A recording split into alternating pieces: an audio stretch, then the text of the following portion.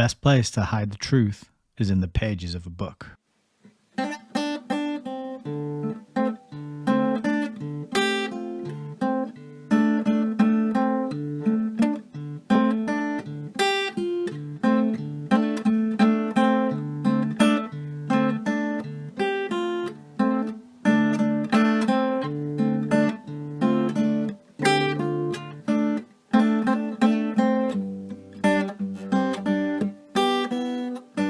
Maybe we should just read.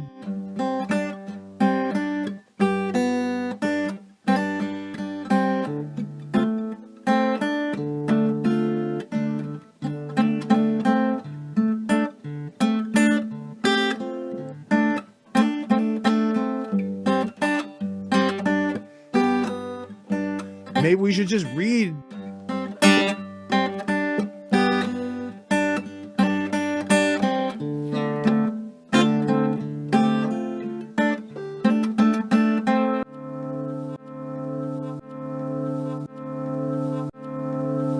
Welcome to Hayes Reviews.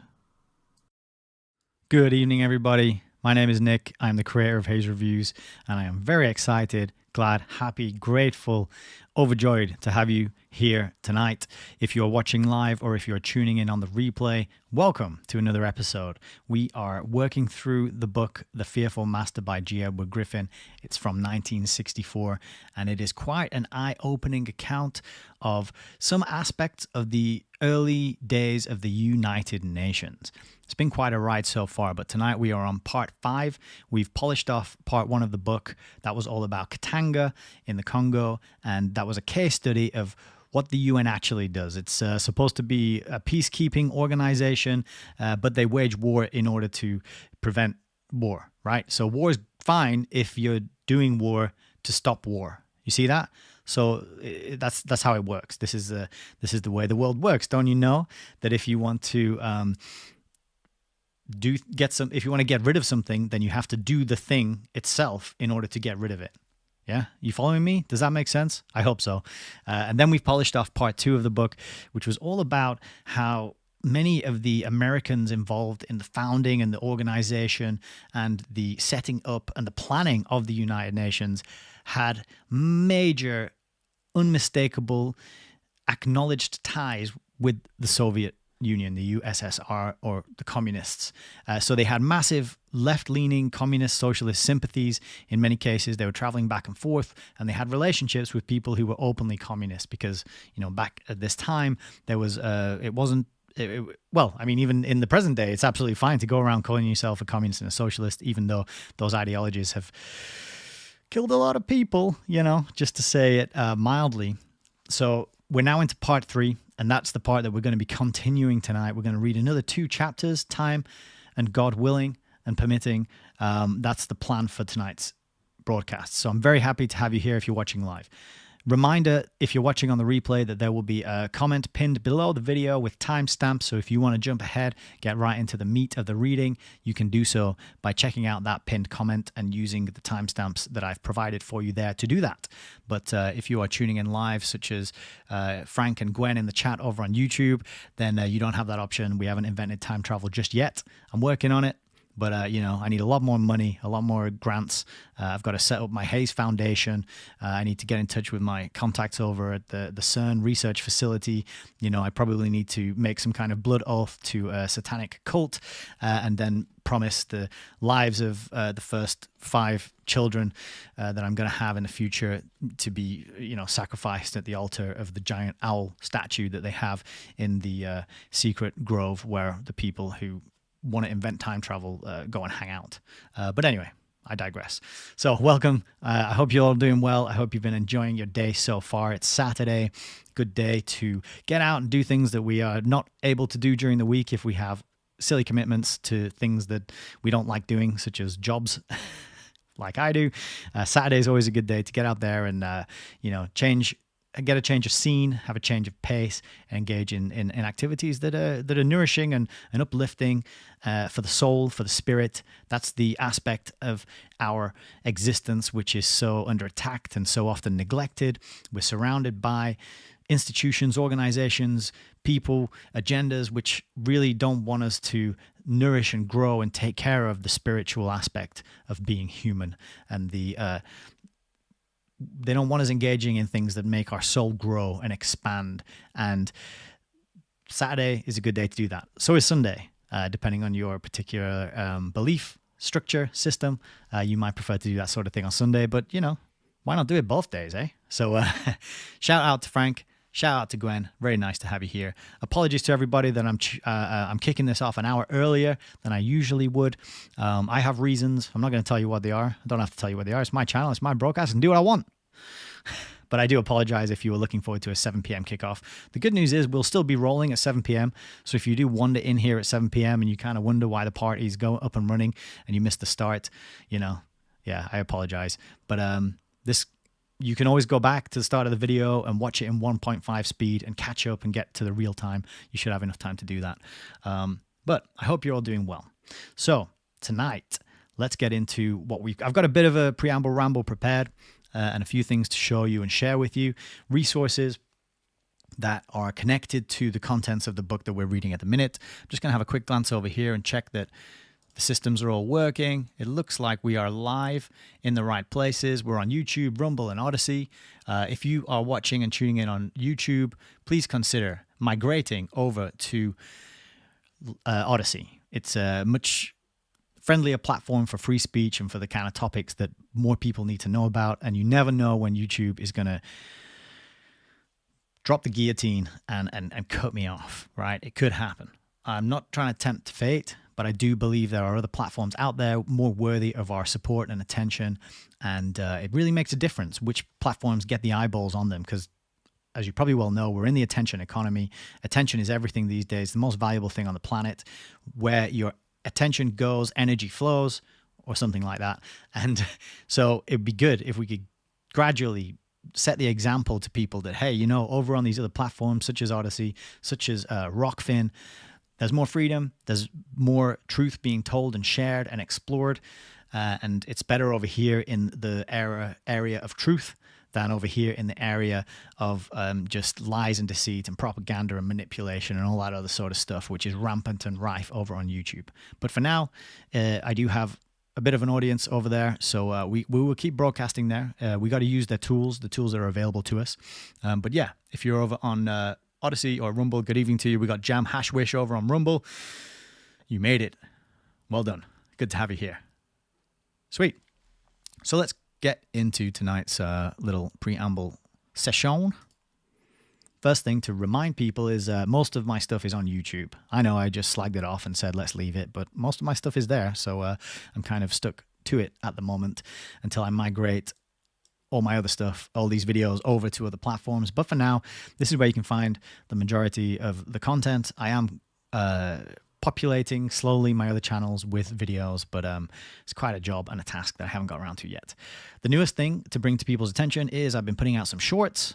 These are tiny 1-minute videos, clips of the live streams designed to draw people's attention in, give a snappy little bite-sized chunk of what we do on the channel to hopefully get people interested in the longer form content. They are shareable, they are watchable, they are created largely by software. So this is the fastest way I can make them to get them out there. I'm trialing it.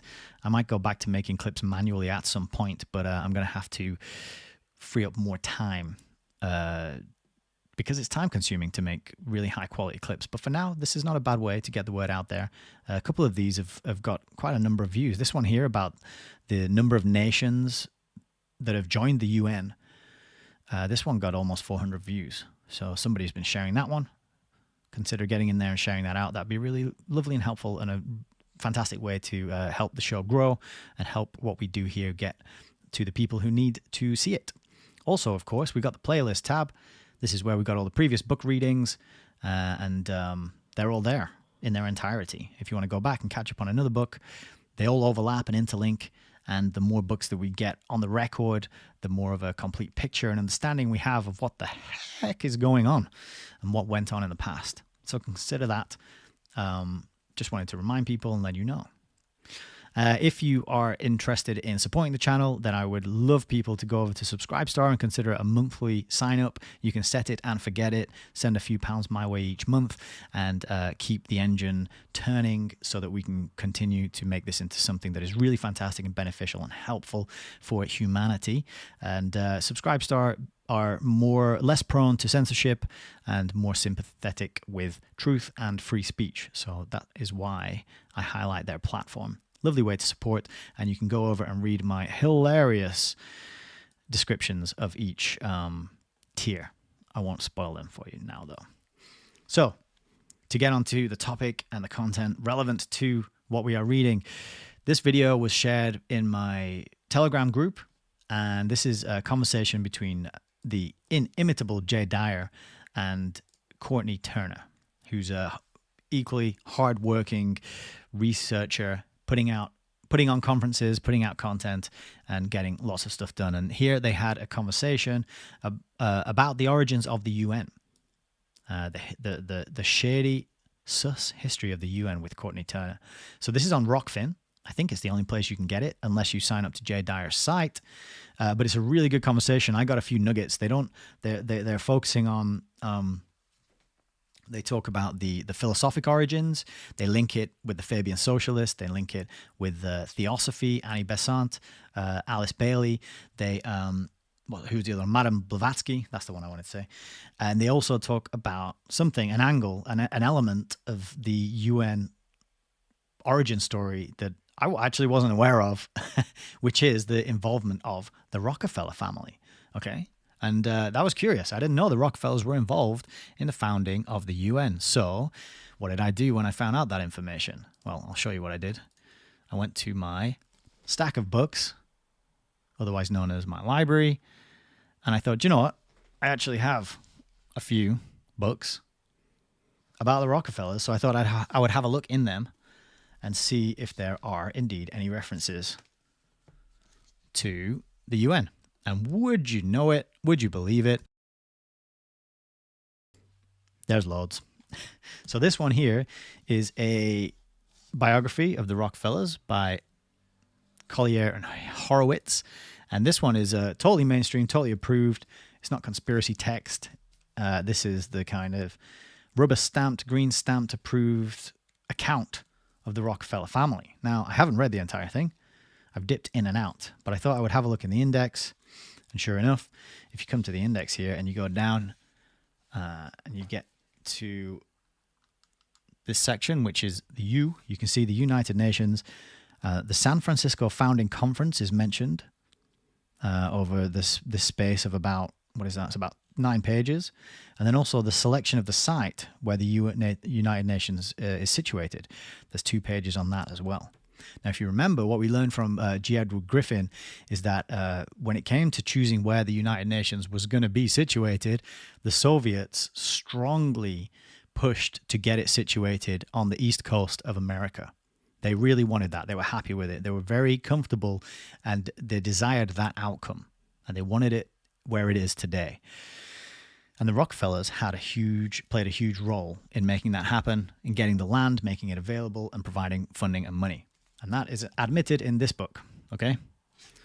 Another book, David Rockefeller, Memoirs. I thought, well, might as well check in there as well and have a look at the index. So I did exactly the same thing. I went to the index and I flicked down to find the section that starts with U. And you can see here, United Nations, loads of references. It's peppered throughout the book, from starting at page 89 all the way up to page 424. And then you've even got China and the United Nations. So that's going to be an interesting section to read. And then you've got resolution. I'm not quite sure. The United Nations resolution. Not quite sure which one. But loads of references in there as well to the origins, presumably, in David Rockefeller's memoir. And this is, again, his book. Totally mainstream. Totally admitted, nothing conspiracy or theoretically related to it. And not only is this David Rockefeller's own book, but it's signed. So this is signed testimony from the man himself, as far as I'm concerned. And just to balance it out a bit, because, you know, we can't only go to the texts and the books that they themselves wrote, right? Because they might be leaving things out or hiding things or whatever. This book I have, which is called Rockefeller Internationalist, The Man Who Misrules the World. It is by Josephson. Oh, sorry, you can't see that there. Josephson. I thought I would check the index on this one as well. And what do you know? I'll just underline it with the card there and zoom in. Here's a section on the United Nations starting on page 9 and mentioned, peppered throughout the book all the way up to page 40, including Soviet delegation in the United Nations and the American Association for the United Nations. And then immediately after that, we've got a section on United World Federalists. So how about that? The Rockefellers had a major role in the establishment, the design, the setting up of the UN. So that is some angle, some link that we got to dive into at some point and learn more about. Interestingly, in G. Edward Griffin's book, there are no references to the Rockefellers in the index at all. So that was quite curious. But I guess, you know, he can't put everything in there. He wants to keep it readable. And the stuff he has put in there, I think you will agree, is very potent and important and powerful. So I would recommend this talk if you can find it, either by signing up to Rockfin. You could watch it there, or you could sign up to, if I go to the next tab, Jay's website. And I thought I would just give a little shout out to Jay. I've learned so much from him. He is a book nerd like myself, and I've got many of my books based on his videos and the things he talks about and his recommendations. And I just wanted to let you know, I am a member on this site, as you can see. It says your level. You can sign up for £5 a month, or you could give him $60 for the whole year. It's an absolute bargain for the amount of stuff you get on here. Full access to all of his talks, all of his lectures, all of his articles. And he's been doing this for, I think, 15 years, something like that. Massive amounts of material covering tragedy and hope, covering geopolitical intrigue, espionage, covering his analyses of film and pop culture. And then, as well as if all that wasn't enough, you've got his theology and his analysis of philosophy as well. So, I mean, it's a wide-ranging, really huge reservoir of information to dive into. £60 a year, $60 a year, bargain, absolute bargain. So you can go here, you can sign up at a silver tier, $5, and then you can get access to let me go back to this talk in its entirety, because here's just 50 minutes, just the first half. The actual talk itself is an hour and a half long, and the full version is behind the paywall on jaysanalysis.com. So I thought I would just mention that for people. All right. So this is another resource that I wanted to bring to people's attention, which is James Roguski. And big shout out and thank you to Frank in the YouTube chat tonight, and also in the Telegram, Hayes Reviews Telegram group. James Roguski has been doing a really diligent and detailed job of analyzing just what it is that the United Nations is all about and what it's up to in the present day, what its agendas are right now, the ones that we're living through, the things it's trying to accomplish. And I thought I would mention his Substack. He's got a recent article about PCR, as we all know, complete nonsense. The inventor of PCR said it should never be used to diagnose diseases. And he's got all manner of topics covered here. I guess you can filter it by top. Burning of the Constitution in America, sound the alarm, exit the WHO. So he's really putting a critical eye on the United Nations and the WHO. And one of his latest posts was this one here, which is the Declaration on Future Generations, which I might have open in a new tab. I do not. So I'll click it here.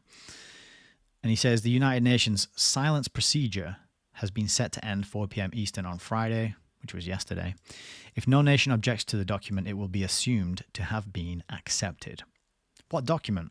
Well, you know, these organizations, these institutes, these foundations, they're always writing documents, and they're publishing them, and they're putting them out there, and they're telling us what they're doing. This is the craziest thing about it all, is we're always told exactly what's going to happen. We're always told what's coming up, and they operate with this, well, you didn't say anything about it. You didn't tell us you weren't happy with it. You didn't try and stop us, so we assumed you were cool with us putting through all this psychopathic legislation that is going to ruin your lives, not only your life, but your children and your grandchildren as well, right? This is this silence procedure, which I didn't know the UN had this, but I've heard of it through different truth tellers and content creators talking about how silence is taken as consent, right? So what is this declaration on future generations? So the title, I mean, is telling you that they've got future generations in their crosshairs, okay? So we go down and we can see, oh, this is the document that's about to be accepted. And I do have this open on another tab. And James Roguski says, look at paragraph 32. So let's go to the document itself. And I've highlighted here paragraph 32.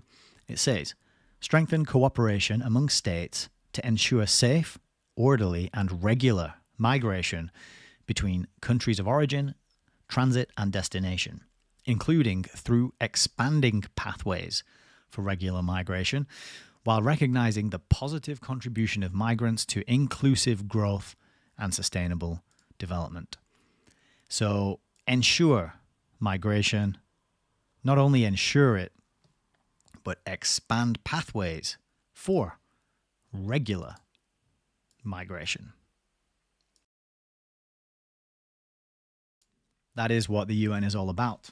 It's about dissolving and breaking down boundaries and borders, which has the effect of getting rid of national identity and sovereign nationhood. And it homogenizes everything and everyone everywhere. And you get rid of the individual cultures that existed in all these different countries before the UN came along and decided to smush us all together and create this gloopy, grey, corporate nothing, which is the world that we're rapidly heading into as everybody's beliefs and worldview becomes uniform by this process of smooshing everybody together and mixing everybody up. You know, it's like you get paint. I've seen a video of this before, right? And somebody got a little palette and they got some tubes of paint and they put the rainbow on this palette. All the colors of the rainbow. Beautiful rainbow. That whole visible light spectrum. Roy G. Biv, as we learned back in school. And then they get a little stick and they whiz it all together and start mixing and mixing and mixing. All these mixing is, all these colors are being created as the different colors of the rainbow interact and come together. And then he keeps mixing and mixing and mixing until eventually it all becomes this kind of like, forgive my language, but a sort of shit-colored brownie, just nothing. It's disgusting. You know, it's the kind of color that a lot of the buildings that are being put up in our cities look like now. My local town where I was today, we've had this cinema thing built, and it is the most disgusting brown color you've ever seen, brown and gray. It's hideous. It's been there to be an affront on anyone who has a sensitivity to what is beautiful and what is attractive and what is triggering of feelings of joy and comfort, such as nature, trees. You can build beauty into architecture. There's no reason to put up ugly, disgusting buildings that are terrible to look at, that are off-center, that are colored with, or not colored, really, just grays and browns, right? That's what you get when you smoosh everything together and you bang out the average of all these different things. You get rid of the individuality, and that's kind of what this is all about. But this document, to go back to what I was saying, the Declaration on Future Generations, well, the UN has declared now to ensure regular migration and to expand pathways for regular migration. And then, of course, we have to all admit and accept and believe and profess that this is a fantastic thing and it is wonderful and it is benefiting us all. And do not criticize it, because the police will kick your door down and arrest you, in this country at least. So, very good resource, James Roguski, worth following, seeing what the UN is up to in this day and age, seeing what the WHO is up to in this day and age, and get some action points, because he does give you some ways to take action, ways to share your opinion, to voice your objection, images that you can share around, get conversations going, and try to make people aware of this organization and what it is up to and what it is doing. James Roguski. And that document is there if you want to read the whole thing. You can. I haven't read the whole thing. I just went to this one paragraph here, but I'm sure it is all full of stomach churning garbage nonsense. And this is the UN's website here explaining about this silence procedure for decision making. And of course, it was rolled out during the pandemic. Like so many things, they get rolled out because we have an emergency. We have to roll this thing out. And then it never gets repealed. It never gets rolled back. That is the way these things are pushed through. So that's another article there, which this website is the International Institute for Sustainable Development, the IISD. Okay, and this is a whole article explaining about why they set it up. Temporary methodology, yeah, okay. The silence procedure, and they've got a step-by-step document on applying it, and it is. I'm not even going to go through this article in detail. I was reading through it and highlighting it, and I was going to mention some of the quotes, but it is some of the most mind-breaking bureaucraties that I've ever read about who needs to consult who with which panel and which experts, and that gets escalated and sent over there and reviewed and then sent back down, and a decision is made. This is the future. This is where we're heading. I did a whole rant in the last stream about this fake work, this epidemic of non-jobs where everyone's inhabiting these bloated bureaucracies, pushing pixels around all day, but not actually getting anything done. Reading about it makes my brain ache. But just to show you that it is admitted by the IISD, by the UN, that there is a silence procedure for decision-making, and it's going to be still in effect, still going on today. The pandemic never ended. It is still going. It's a pandemonic of maniac, psychopathic, socialist, communist bureaucrats. That's the real pandemonic. We got Plutonium Productions and Bitcoin mining in the YouTube chat. Good evening to you both. Okay, we're about ready to dive into tonight's reading. I'm just going to take a sip because my mouth is dry. Excuse me a moment. This is a quote from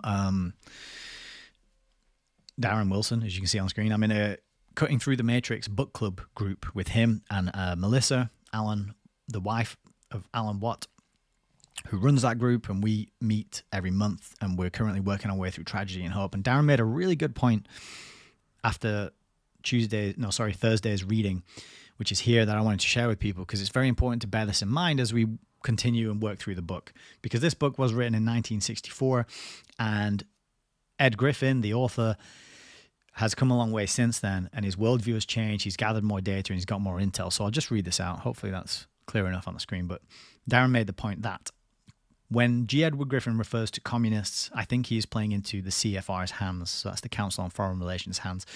Whenever he mentions communist, the reader should substitute it with globalist. Using the word communist gives the reader the impression that is the communists. There is an international group that is directing the communists and capitalists alike. Right. Really, really good point. Very critical point to bear in mind. The communism capitalist thing is a dialectic, and it's a managed dialectic by people who are above that and beyond it and outside it. And I would submit, as we saw at the start, all these references to the United Nations in the Rockefeller books. The Rockefellers are a good sign that this is the case, because the Rockefellers are capitalists, ruthless capitalists. They want to make money. Why would they be so compliant and cooperative in setting up and working with China and working with USSR, working with socialists and communists to get this UN organization set up? Why is that? It's because they're not against each other, as we are so often told. We are told they're against each other, just like we're told that the red team and the blue team is against each other when it comes to voting day and putting the little magic X in a little magic box that magically means that we are magically in charge of what gets done to us by the politicians, right? We're told that the blue team and the red team are against each other. They're not. They're the same team. It's the same thing with communism and capitalism, the big sort of the big boys of capitalism, the big families, the robber barons. They're managed. And it's a dialectic that is set up to get the people who believe in each side fighting against each other on this horizontal plane, right? To get the horizontal war going. When the war needs to be vertical, But because the horizontal war is going between capitalist and communist, between red team and blue team, the vertical war never gets its pants on. It never gets off the starting line, because we're constantly inundated with these horizontal conflicts and these divide and rule tactics. So Darren makes a fantastic point here, and then that was followed up by and he said that Griffin acknowledges this fact today, so backing up what Darren just said. But in 1960, many did not yet see the connection. I can sympathize with those researchers in the 60s. The propaganda was strong and communists were literally everywhere. I don't think Sutton published his work until the 70s.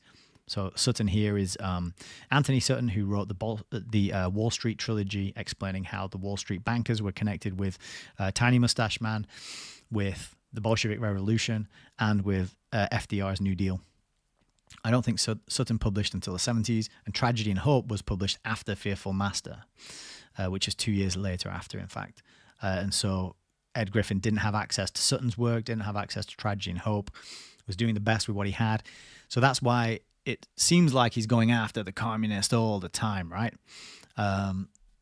When in actual fact, nowadays, we know enough to know that the communists themselves had controllers and funders who were above and outside and beyond that group and that clique of people. So just really important points to bear in mind. And, I mentioned these to Darren and Bai. I interact with them almost daily, both in the Hayes Reviews Telegram group and over on the Cutting Through the Matrix Telegram group. And I learn a lot from these very edifying interactions. And so if you're interested in joining the Hayes Reviews Telegram group, please consider supporting the channel with a donation, or maybe joining the Subscribe Star, at which point I'll send you a link, because that is currently private and you can only get in by giving me some money, with which I will buy more books, which you get to benefit from listening to me read and ramble on about and waffle on about, if that's what you're into. But yeah, we've got really good sort of stimulating, intelligent conversation going on in both of these groups.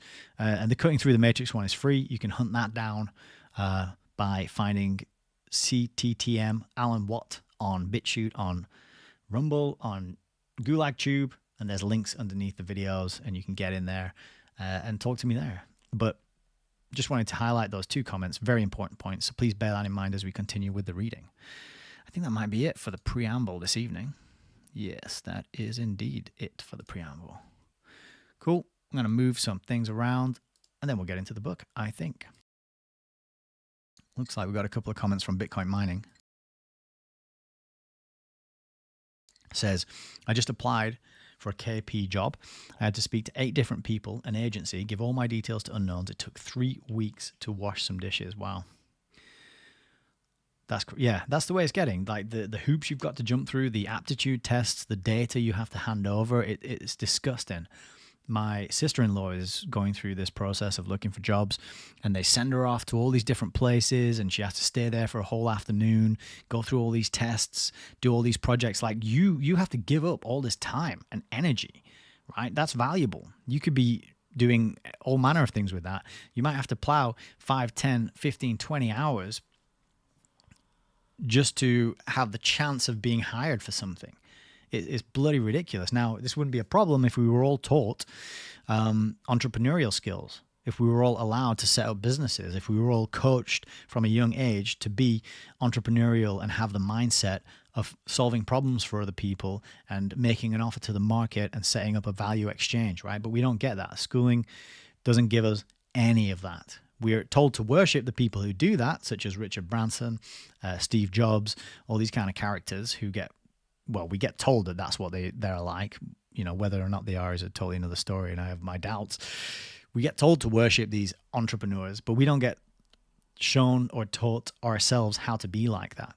And instead, we have to go through this humiliating, grinding process of sending out CVs and sitting in interviews and putting on your shirt and tie, buttoning up your top button, and pretending that you give two shits about this company, this corporation, and this organization, they're all pyramids.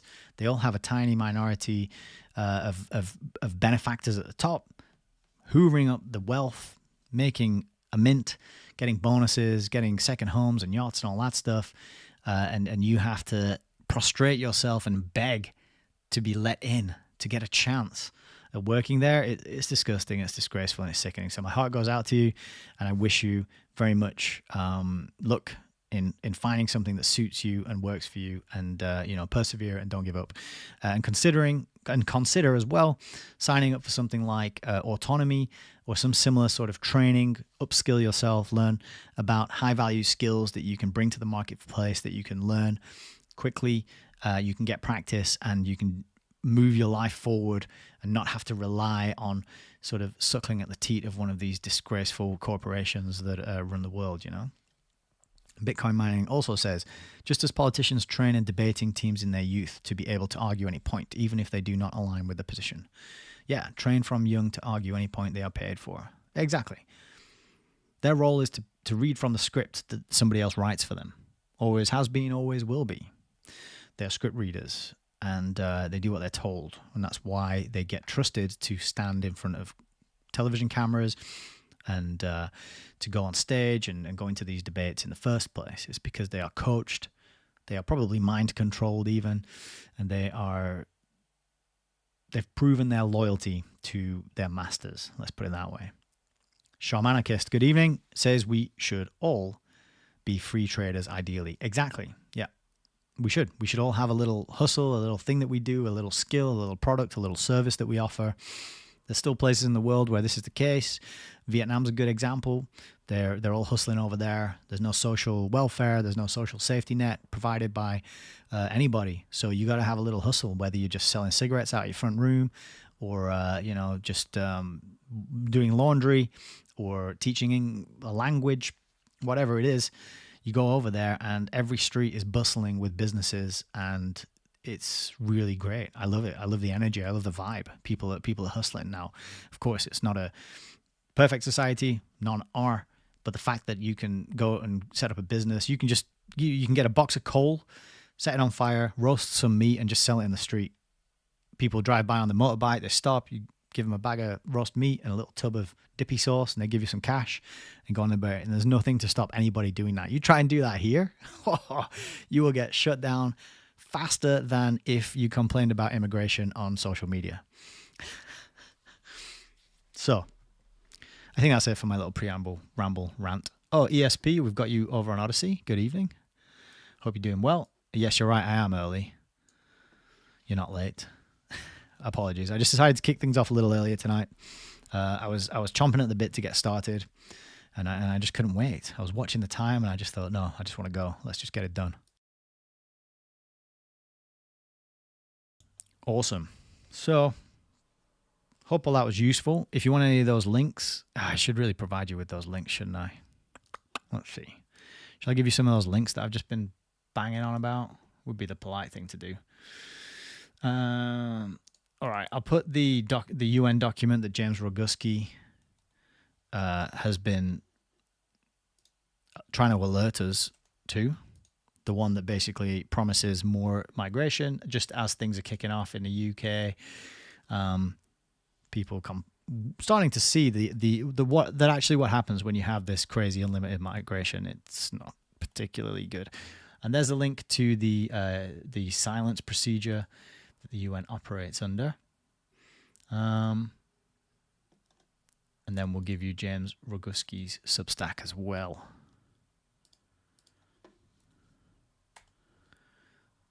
And you don't need my links. You can always go to allmylinks.com/HazeReviews to find everything that I do. That is pinned underneath my videos anyway. So there you go. There's some of the links that we just talked about. Hope they are useful. Bookmark them. Share them. Send them around. Worth trying to alert people to what is going on, because I don't think enough people really know. And I think we're about ready to get stuck into the book. Make sure I got my settings. Oh, so that was the other thing I wanted to do actually. Before we start the reading, we had a bunch of pictures that we didn't review properly in the last video. One of the nice things that I'm starting to realize about having physical copies of books is the pictures that are put in there. They're now preserved. I now have these pictures I don't know if you can dig these up online. Things get memory hold very quickly these days. But if you have a physical copy of a book, you have pictures. And, you know, I used to kind of laugh and make the joke, oh, it's got pictures in it. Yeah, picture book. But now I'm starting to realize that is just one of the many reasons why having actual physical copies of books in your possession is going to be a benefit and a bonus and a boon moving forward. But I thought these were in the last part, either Tuesday or Thursday's reading, but we never went back to check them out. So we could start tonight's reading with these, and it'll set a bit of context. Fortunately, I can't zoom in any more than this, I don't think. We are on max zoom, so hopefully that's clear enough for you to see. But at the top left there, we've got a Red Cross worker who had been machine gunned by UN troops as he was stepping out of an ambulance.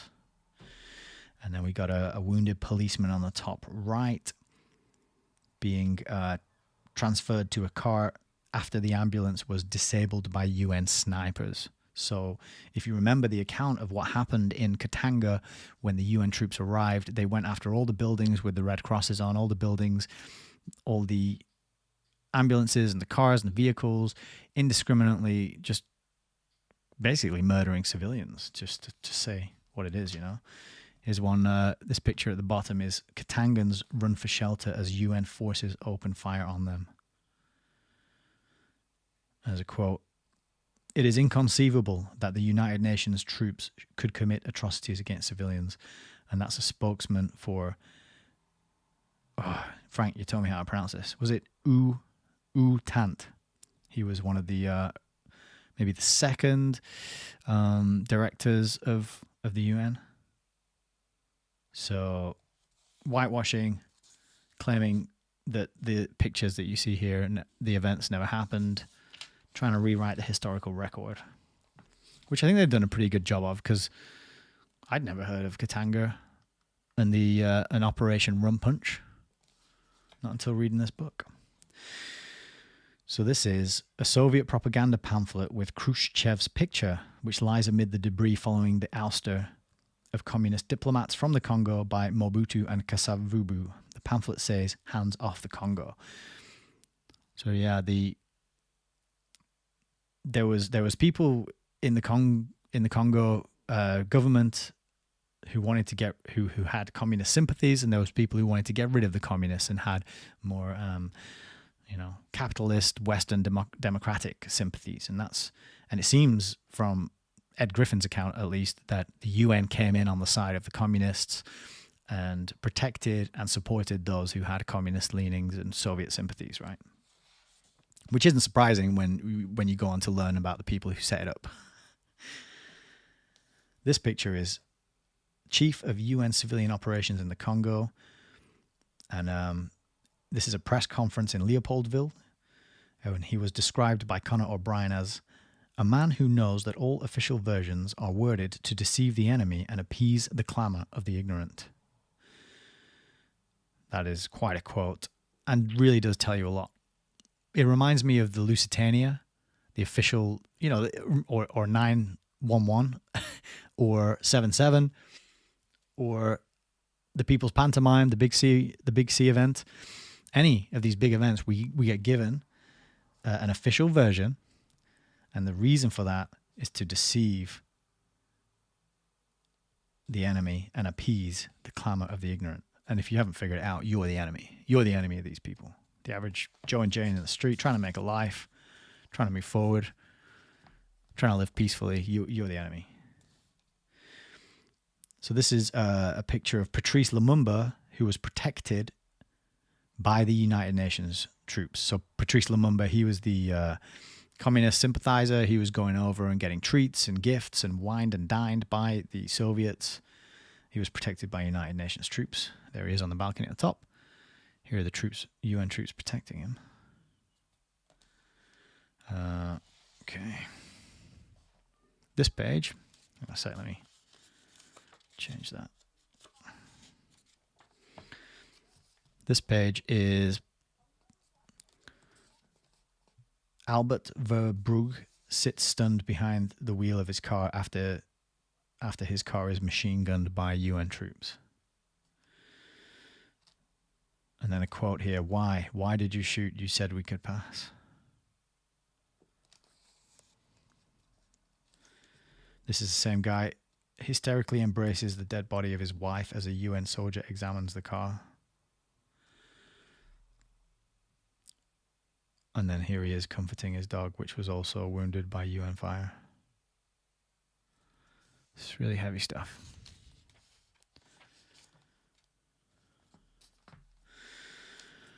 Get it on the record, though, because this is the organization that seems to be wanting to run the global show. These are UN Gurkha troops in the Congo, apparently on the alert for enemy aircraft. These men are actually posing for the photographer. At the time this picture was taken, Tshombe's Air Force of 2 rebuilt propeller-driven trainer planes had long since been destroyed. Yeah, that's such clearly a planned and posed picture, isn't it? Just the way you got this fellow in the foreground, these two perfectly framed between in the background there, popping through. Yeah, you can tell that that's staged. Bitcoin Mining says, I believe YouTube has just suppressed a comment. Yes, it does. That's why you should go to Odyssey. Or Rumble. I think Rumble's not quite as bad yet, but the people who own it and run it are extremely suspect. Try using numbers instead of letters. That usually helps, right? Use a 3 instead of an E. Use a 5 instead of an S.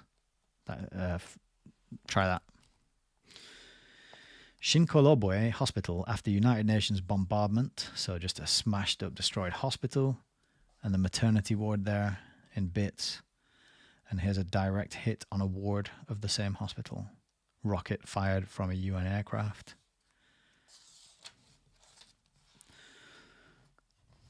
I think we can zoom in a bit here. Boom.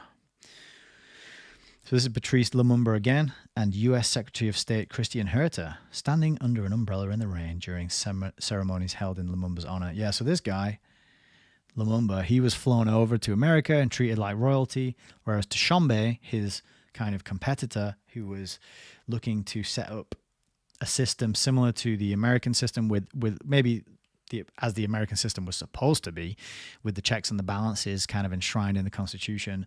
Tshombe was never invited, was never allowed to visit, was never treated with any kind of respect. He was just sort of ignored. On this one, we have the United States Ambassador to the United Nations, Adlai Stevenson, and Congolese Premier Cyril Adula standing before a portrait of George Washington.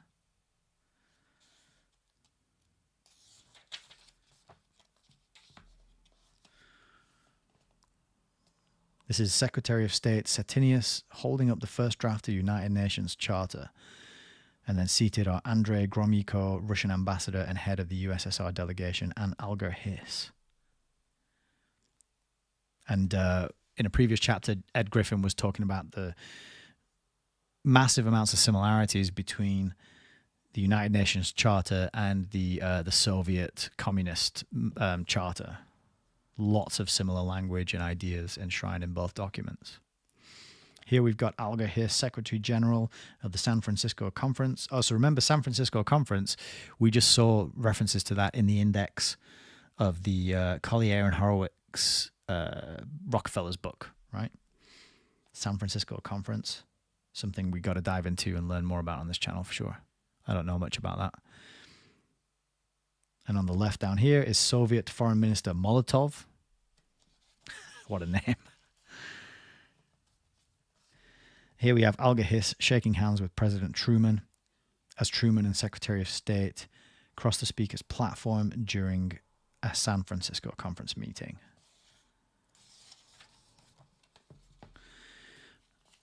Zoom out again for this one. This is a picture of the San Francisco conference, which ended June 26, 1945. This photo shows the delegates as they unanimously adopt the United Nations Charter. Apologies, I feel like I might be whizzing through these pictures a little too quickly and not letting you linger on them for the detail. You might have to go back to the replay and pause to, because we've still got 2 chapters to read through, and they're it's about 40 pages overall, so it's going to take us a while. And here's Alger Hiss before the House Committee on Un-American Activities. Doesn't look too worried, does he? Doesn't look like he's particularly fearful or worried or concerned about the outcome of that House Committee on Un-American Activities. And this was as, it says, this was as former communists testify that he was known to them as a secret member of the Communist Party. He doesn't look too concerned or worried. He's not fearing for his life. Okay, on the left, we got Harry Dexter White and Lachlan Curry, who helped formulate the United States policy on the United Nations. White was promoted in the Treasury Department by Truman after the FBI exposed him as a Soviet agent. So the FBI exposed Harry Dexter White as a Soviet agent, and what happened as a result of that? Truman promoted him. And Lachlan Curry on the right there was aide to FDR, passed secret wartime information to the Russians. So a lot of cooperation between these two sides that is left out of the history books. And you are given instead a fake managed dialectic. So on the top here, we've got the USSR emblem. This is probably worth zooming in again. On the top here is the USSR emblem. I've never seen that before. But the one on the bottom I have seen, which is the United States emblem. The United Nations emblem.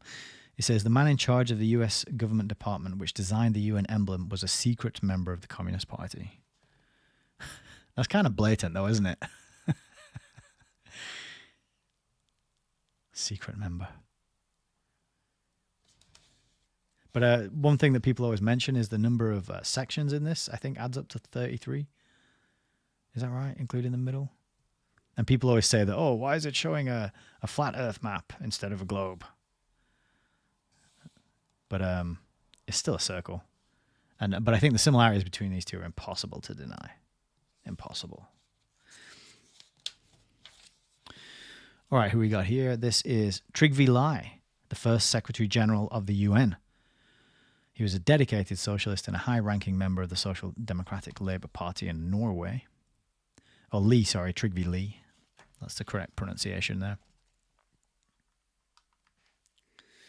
Here we have Dag Hammarskjöld with Chow En-lai during 1955 trip to Peiping.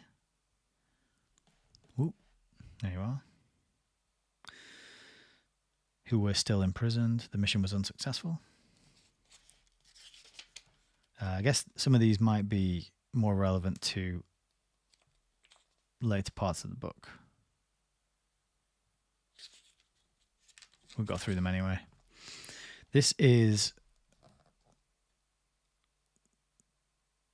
It doesn't say who this is, but it just says, after the Senate refused to ratify Philip Jessup's appointment as delegate to the UN because of his notorious background, he became the US representative on the UN World Court. Ah, okay. So this is Philip Jessup. So his background was too notorious for him to join the UN, so instead he became the US representative on the UN World Court. Here we've got Ralph Bunche, Under-Secretary General of the UN. After Alga Hiss was exposed as a Soviet agent, Bunche sent Hiss a letter in which he said, I want you to know that I am in your corner.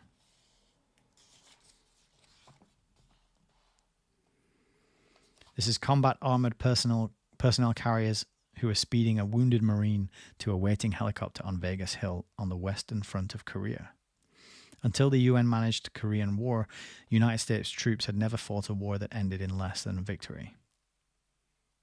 Oh, interesting. I didn't know the UN had managed the Korean War. But I suppose that might be later in the book as well. And this is 3 American boys who lost their lives in Korea are buried in foreign soil while the UN flag flutters over them in place of their own. Wow. So you died for the New World Order.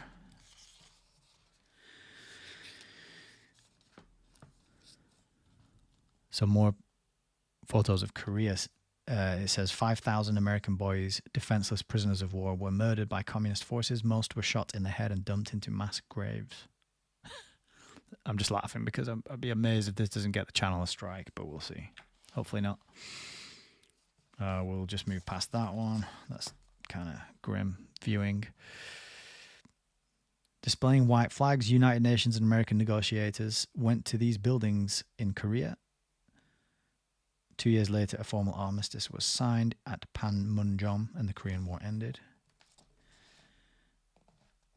And then here's a picture of Russian tanks moving in to crush the Hungarian Revolution.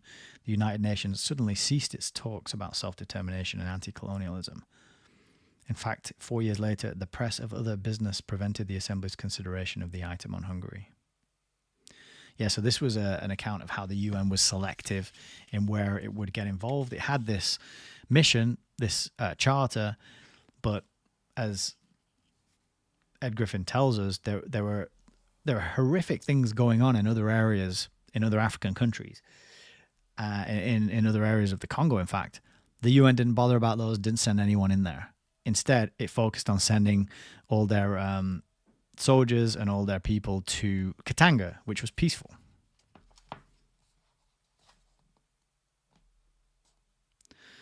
So this one is the UN Charter proclaims respect for treaties, yet Russia continues to violate almost every treaty entered into. One example was the building of the Berlin Wall. The UN said nothing. So they didn't even oppose the building of the Berlin Wall. Wild. Famous in death, Peter Fechter failed in a try for freedom over the Berlin Wall. The United Nations rarely speaks out against communist violations of human rights. So there you are. They're not impartial. They are not benevolent. They are not equal. They have favorites. This is the revolutionary rulers of Zanzibar, a new member of the United Nations. And this is Jomo Kenyatta, former leader of the terrorist Mau Mau. He is now head of Kenya, one of the new member nations of the UN. So remember when he says now, this is in the 1960s.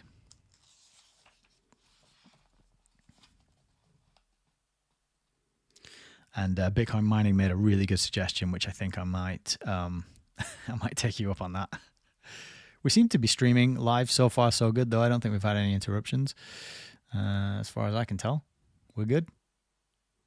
But yeah, that's a good suggestion. Thank you for that. This is an illustration taken from UNESCO. Oh yeah, so I have this UNESCO book, but it's over there, so I'm not going to grab it. But we're going to cover that, I think, in another video, another series. This is the uniform November and NATO flags have replaced the American flag in this US Air Force recruiting poster. Yeah, there you see it there. And this picture says the US pays 1/3 of all uniform November costs directly, indirectly through voluntary contributions and foreign aid, which enables all other nations to pay their dues. We pay almost the entire bill. Yeah, so it's largely funded by American taxpayers, which is something that I think people should get up in arms about. Taxpayer money is just never spent properly, is it? They say they spend it on the roads, but the roads everywhere are absolutely terrible.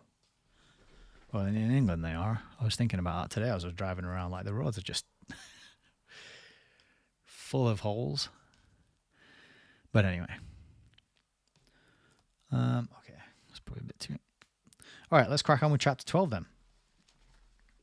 Hang on, I'll just have a sip.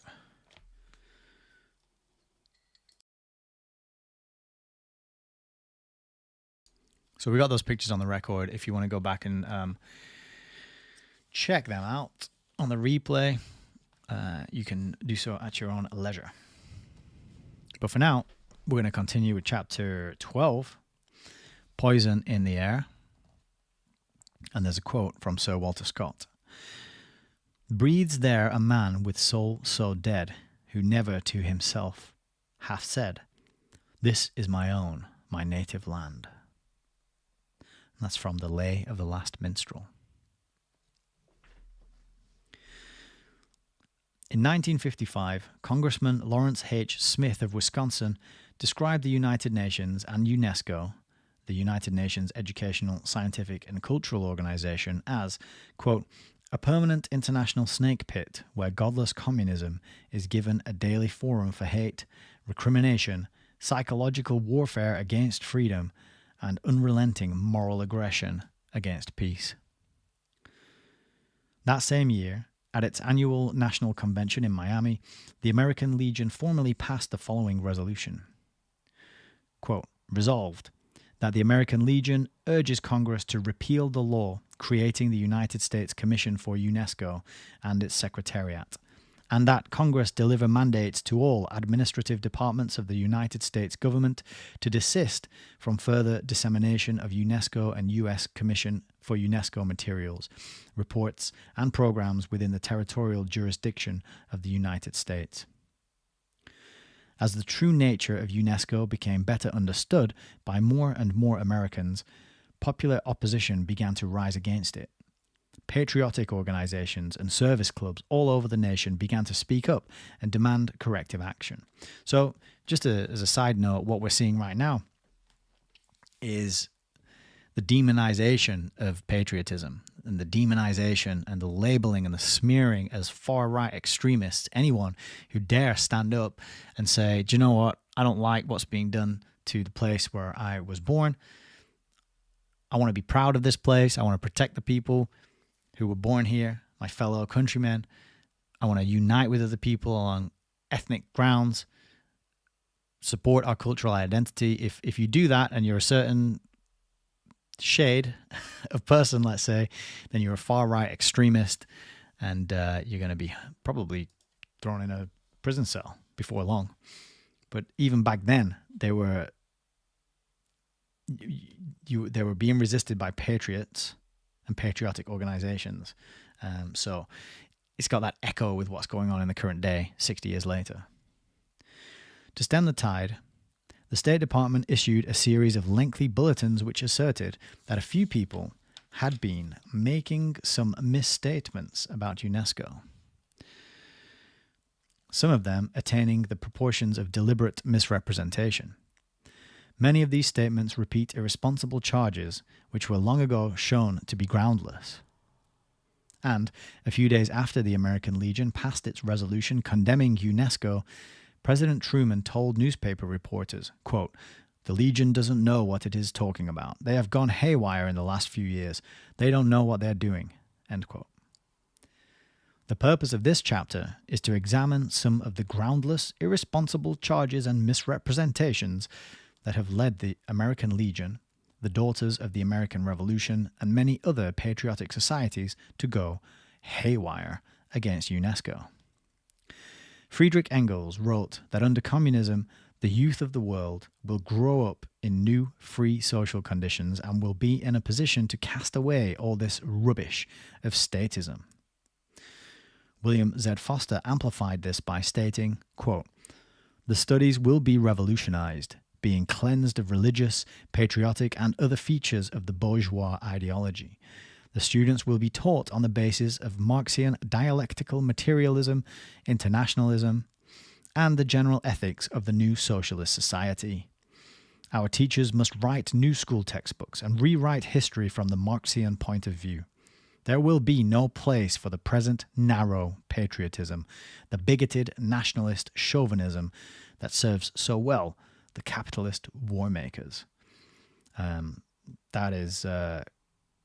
what book? So the reference for that, number 5, let's see, is... it's in Foster's book. I'm not sure which book it is. It just says Foster. Be good to get hold of that. It's a crazy quote. And in 1936, speaking before the 9th National Convention of the Communist Party in the United States, Earl Browder declared, quote, "Who wins the youth wins the future of America," end quote. So this reminds me of the Fabian Society and their targeting of universities and university students, right? Doing tours and speaking on campuses and trying to target young people. They know what they're doing, and that is not happening by accident. In these 3 brief statements, the communists themselves have fully explained what UNESCO in America was designed to accomplish. And there's 5 statements here, but anyway. Number 1, achieve effective control of the educational system of our country. If the communists can condition the minds of the youth of a nation for just one generation, that nation will be theirs within that generation. 2, deride, ridicule, and ultimately destroy any feelings of patriotism or loyalty to our country among the youth. 3, instill in our youth an outlook of so-called internationalism and world-mindedness This can easily be reconciled at a later date with the concept of a one-world communist empire. 4. Indoctrinate the youth to embrace Marxian socialism, not under that name, of course, as the correct political and social viewpoint. 5. Neutralize the youth against the religious influences of the home and all other concepts of rigid morality which might interfere with the acceptance of Marxian and communist doctrine. I think that page deserves a tab, don't you? I am, since I didn't know much about communism, about socialism, until reading Fabian Freeway, and now this. But it's pretty amazing what they said in there, what they admitted to, their goals, and what they said in their own words. You know, they quite openly and regularly talk about a one world system, a one world government, a one world communist, and that's the goal. That's the international rollout of this system, right? They say it. They say it all the time, all over the place. There's plenty of quotes where they admit that, and I had no idea. And it's just quite amazing to me how many quotes there are. Just damning quotes of them in their own words, saying exactly what they're doing and what they're getting up to and what they're trying to achieve as it's happening around us. And people are like, why is the world the way it is? Why are these things happening? These politicians are just idiots. It's like, no. They told you what the plan was. They told us, us people who read books. They told us. But they know that it's a minority of people who read books. And therefore, it's kind of I suppose from their point of view, they probably find it funny, or I don't know.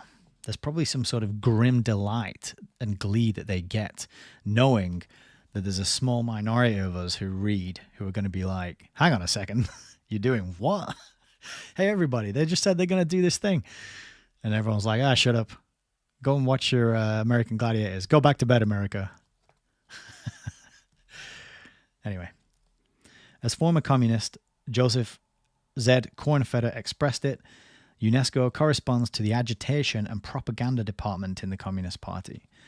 This department handles the strategy and method of getting at the public mind, young and old. And remember, UNESCO, if you want to know what that's all about, then you can check out Julian Huxley's book, UNESCO, Its Purpose and Philosophy. And he was the first director or president of UNESCO, Julian Huxley, Aldous Huxley's brother, the grandson of Thomas Henry Huxley, the whole family and lineage there of people who are interested in rolling out this kind of one world system of communist top-down technocratic control. For you and me, not for them, obviously. The Senate Internal Security Subcommittee disclosed that Alga Hiss and Harry Dexter White were the principal architects of UNESCO, along with communists from other countries. For instance, Ellen Wilkinson, who had been an open communist in England, was even elected to a city council position on the Communist Party ticket, and who later called herself a socialist, was made president of UNESCO's Preparatory Commission. Clement Attlee had made her British Minister of Education, and, as the Senate Committee on the Judiciary stated, quote, "What appears to be by far the worst danger spot from the standpoint of disloyalty and subversive activity among Americans employed by international organizations is UNESCO. Mr. Pierce Garrity, former chairman of the International Organizations Employees Loyalty Board, expressed the opinion that there existed in UNESCO a clique of people who placed the interests of the communists and communist ideology above any service to UNESCO and above their own country," end quote. Oh, we're getting to that part, like a part of the book as well, where the words go right into the crease on the page. So I might have to abandon the book cam if it gets too difficult to read, but we'll soldier on. On August the 2nd, 1953, Dr. Luther Evans, who was then the new director of UNESCO, inadvertently confirmed the above Senate report when he declared, quote, that the US drive against communist infiltration in UN groups was a factor threatening to destroy UNESCO. The following item appeared in newspapers on September the 25th, 1954. The article is speaking about the Institute of Pacific Relations, which, as previously mentioned, has been officially described as Soviet-dominated. The News Dispatch said, two problems confront the organization. One is that the work it set out to do is now being duplicated by wealthier and better equipped world organizations such as the United Nations Educational, Scientific and Cultural Organization. In its own literature and periodicals, so that last quote is saying that the UNESCO is doing the work of the Institute of Pacific Relations, which was admittedly a Soviet-dominated organization. In its own literature and periodicals, UNESCO makes its position clear.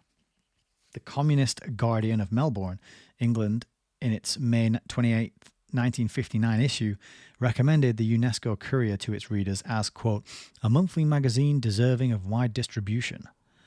The Courier is so blatant in its communist propaganda that even the most unobserving reader can scarcely miss it. As we have pointed out several times, not all of the people who are advancing the cause of the United Nations and its specialized agencies are doing so with malice aforethought. As a matter of fact, there are relatively few who are. It has always been the pattern of successful communist operation to have unsuspecting idealists do most of the work while the communists stay in the background, pulling the strings and issuing the directives. Consequently, many good people are victimized into lending their time, their reputations, and their money. Unfortunately, once a person has done this, he gradually acquires a vested interest in his own error, and even though he finds more and more aspects of the United Nations which run counter to his sensibilities, he tends to brush them aside rather than swallow his pride and admit that he made an original mistake in judgment. Most humans are like that, but occasionally there is an exception. He's absolutely spot on there. I'm sorry I was wrong. The hardest 5 words to say by people. People hate admitting they were wrong in the first instance, especially if they've been committed to something quite a while. They're much more likely, double down, swallow their losses. It's the sunk cost fallacy. I've stuck with it for so long, it'll eventually start paying off. It's not just the sunk cost fallacy. There's also the fact that people don't like to have egg on their face and admit that they made a mistake. Mr. John M. Larson, as an active, respected, and well-known citizen in his community, had been invited by the State Department to become a member of the United States National Commission for UNESCO. Like most Americans, he considered this to be an honor and felt that it was his duty to accept, which he did. He soon discovered, however, that he had been invited solely for the prestige that his name would add to the commission. He was expected to be satisfied with the role of a yes man on the commission. He expressed a desire to participate in UNESCO planning sessions, as he was theoretically allowed to do, volunteering to travel at his own expense. But he was not advised of the meetings. He tried to make his voice felt through correspondence and personal visits with the commission secretariat. He was ignored, as were his recommendations. Finally, he resigned in protest. Here is what Mr. Larson revealed. Quote, with respect to UNESCO's literature, it has very little substance, and what little it does have appears overtly or covertly to be slanted away from the spiritual and political beliefs and traditions of the United States of America toward the sterile conceptions of a nebulous one-world government or federation which is to be built upon atheistic foundations. I found grave errors of omission and distortions of perspective with respect to historical trends and events and to the growth and development of certain ideas. For these reasons, it is important to analyze what UNESCO does not present and proclaim, as well as what it does present and proclaim, in order to gain an understanding of what its aims are. Peoples today are interested in achieving some sort of peaceful solution to the conflicts present in the world.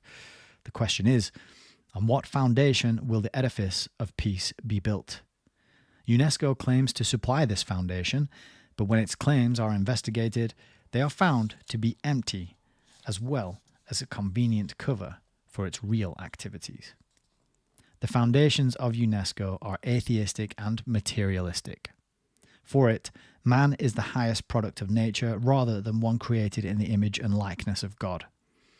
This view of God and man dictates UNESCO's methods and can be seen in them. Rather than being genuinely concerned with the intellectual and moral development of men through education, UNESCO makes cynical use of those whom it professes to serve and help. Rather than assisting people to grow and accept responsibilities, UNESCO preys upon those with whom it comes in contact and is more than glad to assume covertly or overtly all responsibility. Wow. That quote was from UNESCO Renounced, which is on the Congressional Record, 1961.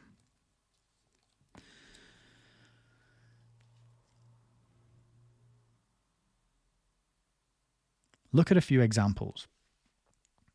The book How the United Nations Works by Tom Galt is one of the children's books recommended by UNESCO.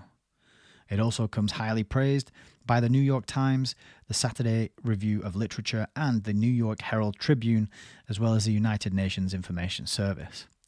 In the opening paragraphs, the reader is informed that the United Nations is, quote, the most important organization that has ever been created on this earth. As for accuracy of information in this book, the following is typical. The author describes the UN organizational meeting in San Francisco in 1945. On page 23, he says that while the delegates were meeting in the Opera House, Japanese bombs drifted overhead on balloons and exploded in the hills near the city. On page 9, the author skillfully plants a typical UNESCO attitude in the minds of his young readers by saying that, when he was a boy, his teachers and school books told him, quote, the US is always good and noble. We never fought a war except in self-defense. We have always been kind and generous to other countries. But the people of other countries are dishonest and mean. They will always cheat you. They never take baths. You and the United Nations is another children's book highly recommended and praised by UNESCO, written and illustrated by Lois Fisher. It is designed for the very young. It is crammed with clever drawings and appropriate captions to catch the imagination of children too young to understand the more complicated and sophisticated United Nations arguments. For instance, all pro-UN figures are characterized as wholesome and intelligent. Those who are against the UN are presented as ridiculous and evil. One classic illustration depicts our founding fathers as three extremely ugly and grotesque cross-eyed creatures snarling at each other while a rat watches from the floor. I think that's the picture that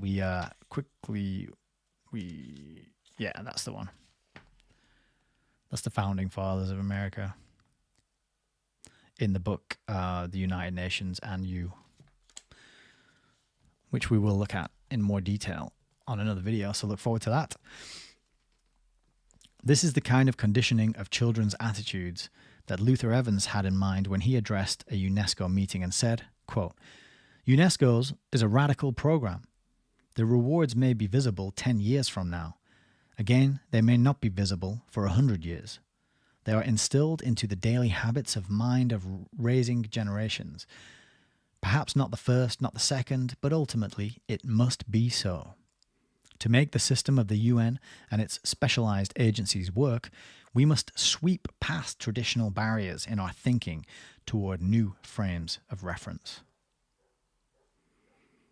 Writing as one of UNESCO's special consultants in a symposium on human rights, Boris Cheko provides us with an example of just what these new frames of reference might be.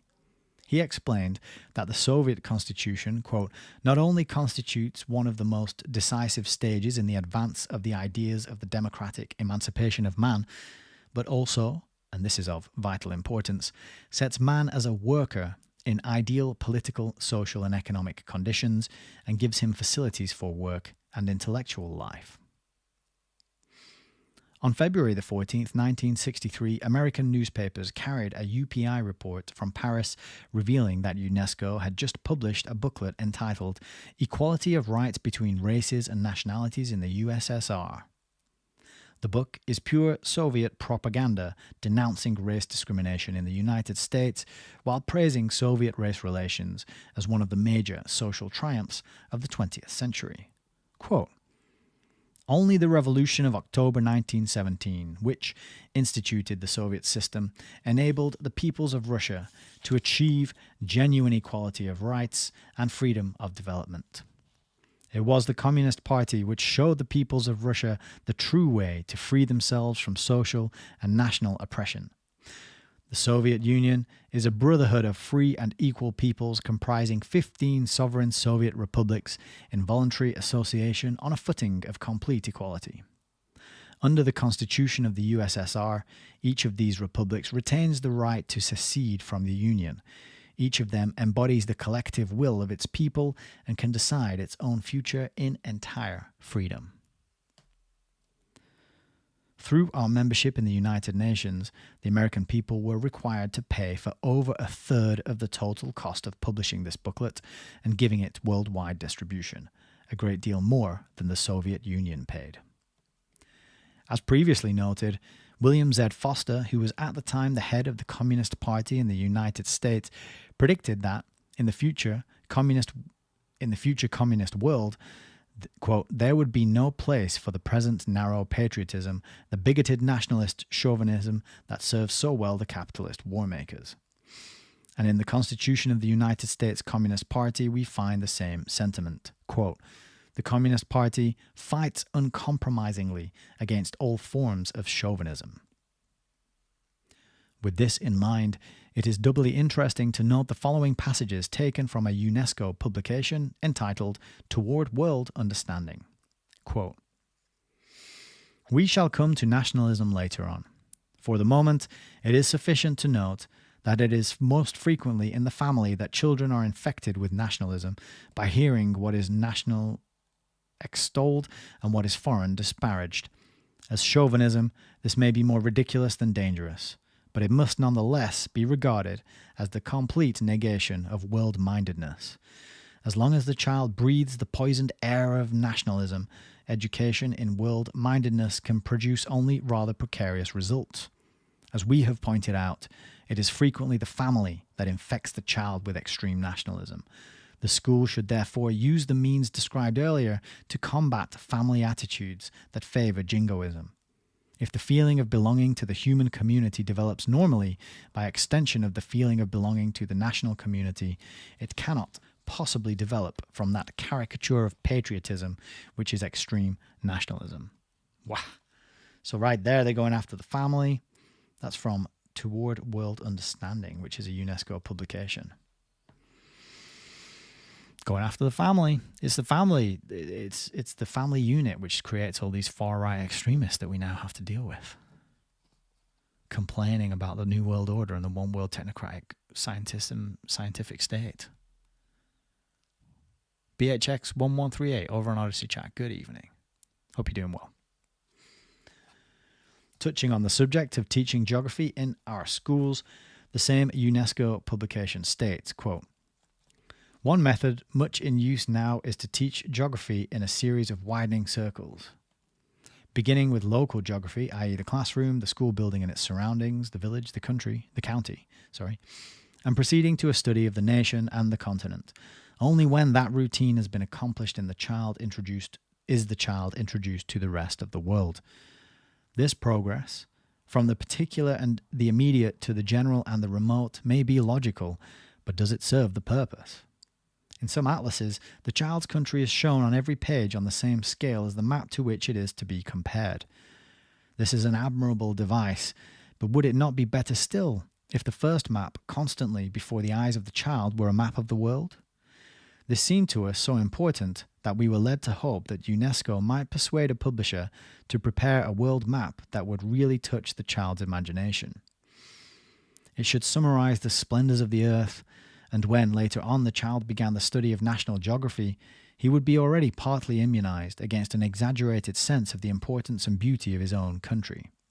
That is to say, against the error of perspective which is at the root of jingoism and nationalism.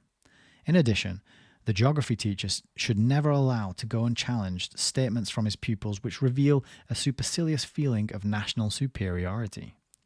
The teacher who has himself a broad world outlook will find many opportunities for influencing the minds of his pupils, both in normal school sessions and in his personal contacts with them." End quote.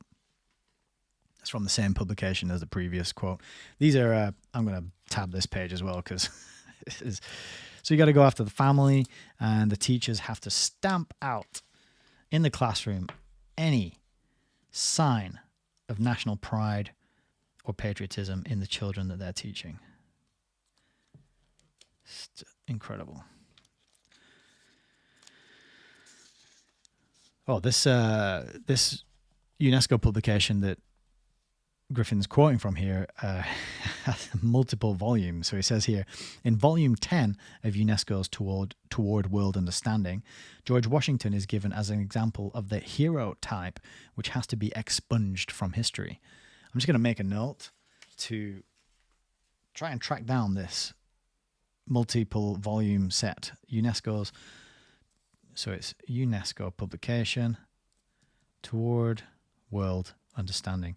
These things are usually easily available, right? A lot of the reports by think tanks and various institutions and the UN reports and whatnot, they're usually not hard to find.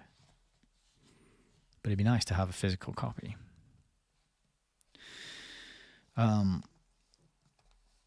So they want to expunge George Washington from history. And remember, the quote, which is in the very first page of the book, is a Washington quote. We'll just go back and review that. Government is not reason. It is not eloquence. It is a force like fire. It is a dangerous servant and a fearful master. So people with these kind of ideas need to be expunged from history, according to UNESCO. All right. This volume condemns all, quote, presentation to the young of hero types in whom virtues are, so to speak, incarnated, end quote. UNESCO bemoans the fact that such figures are, quote, spoken of with admiration, and there is an implicit expectation that some children at least will look at these heroes or examples and model their own character and attitudes upon them. Children do not content themselves with studying the heroes of national history simply as significant human beings, but identify themselves with them, at least to some degree, and may attempt to mold their conduct upon theirs. Ugh, can't have that, can we? Volume 6 is rich in variations on the theme that the government must replace the family. It stresses the importance of freeing the child more and more from the family. Getting back to the question of ways and means, UNESCO's Volume 5 of Toward World Understanding said, quote, the kindergarten or infant school has a significant part to play in the child's education. Not only can it correct many of the errors of home training, but it can also prepare the child for membership in the world society. For older children, Volume 1 has this to say, quote, the idealism of youth should be appealed to, but it is essential to remember that the adolescent's enthusiasm can quickly turn to disappointment and disillusionment. It will be found that children grasp more quickly and more firmly the principles of the Uniform November and its agencies if the teaching is related to practical activities such as the International Children's Emergency Fund or UNESCO's work of education reconstruction in the war-devastated countries. Over the past 20 years, the concept of education in America has gradually changed until today it is shockingly UNESCO-oriented, and this includes more than attitudes toward patriotism and religion. Increasing emphasis has been placed on UNESCO's program of replacing scholastic achievement with such vagaries as human adjustment, group consciousness, and social cooperation.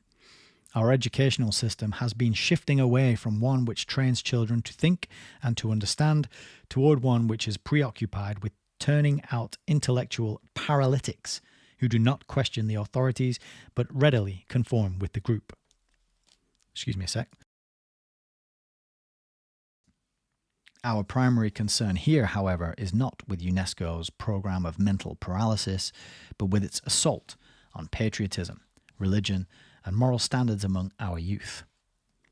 One clear example of how far this poison has seeped into the air of American academic circles is a series of psychological tests called Reading for Understanding, which was prepared by an organization known as Science Research Associates. These tests have been widely used in approximately 7,000 public school districts across the United States and are highly praised by teachers' associations and school administrators. As the following sample questions will reveal, however, the tests not only require the student to assume the veracity of a preliminary statement which is loaded with editorial opinion, but they use half-truths and untruths to undermine traditional concepts of religion, morality, and constitutional government. Question 34S-2. More Americans are going to church today than ever before. Some say that these new churchgoers are motivated by, correct answer, fear of death. Question 42-S-7. As religion in medieval times permeated man's every thought and action, so science today is rapidly becoming a, correct answer, way of life. Question 64-C-3. Analyzing the failure of the League, the writer came to one basic conclusion. It had been betrayed by pride, self-interest, and jealousy. In short, by unbridled nationalism. When sovereignty becomes a fetish, it produces more evil than good. The poison that killed peace, he decided, was, correct answer, nationalism. Question 72-S-8. Truth is sometimes thought of as leading an existence separate from the affairs of the world, but this author believes that truth depends on the achievement of human goals. That which leads to the goals we set up is true. Hence, truth is, correct answer, man-made. Question 78-C-5.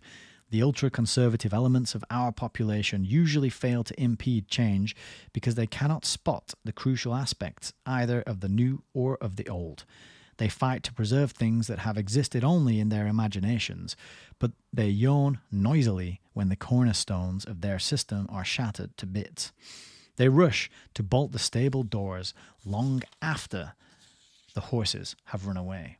And when they do attempt to look toward the future, they display an uncanny knack of locking only the doors behind which, correct answer, no horses ever lived. Question 84-S-4. The value of historical knowledge is primarily practical. We are betraying our forebears by revering them, for their achievements were possible only because they rebelled against their own tradition. Our awe of them is an expression of a sentiment that they themselves, correct answer, hated. Question 96-C-10. Nature has placed man under the empire of pleasure and pain.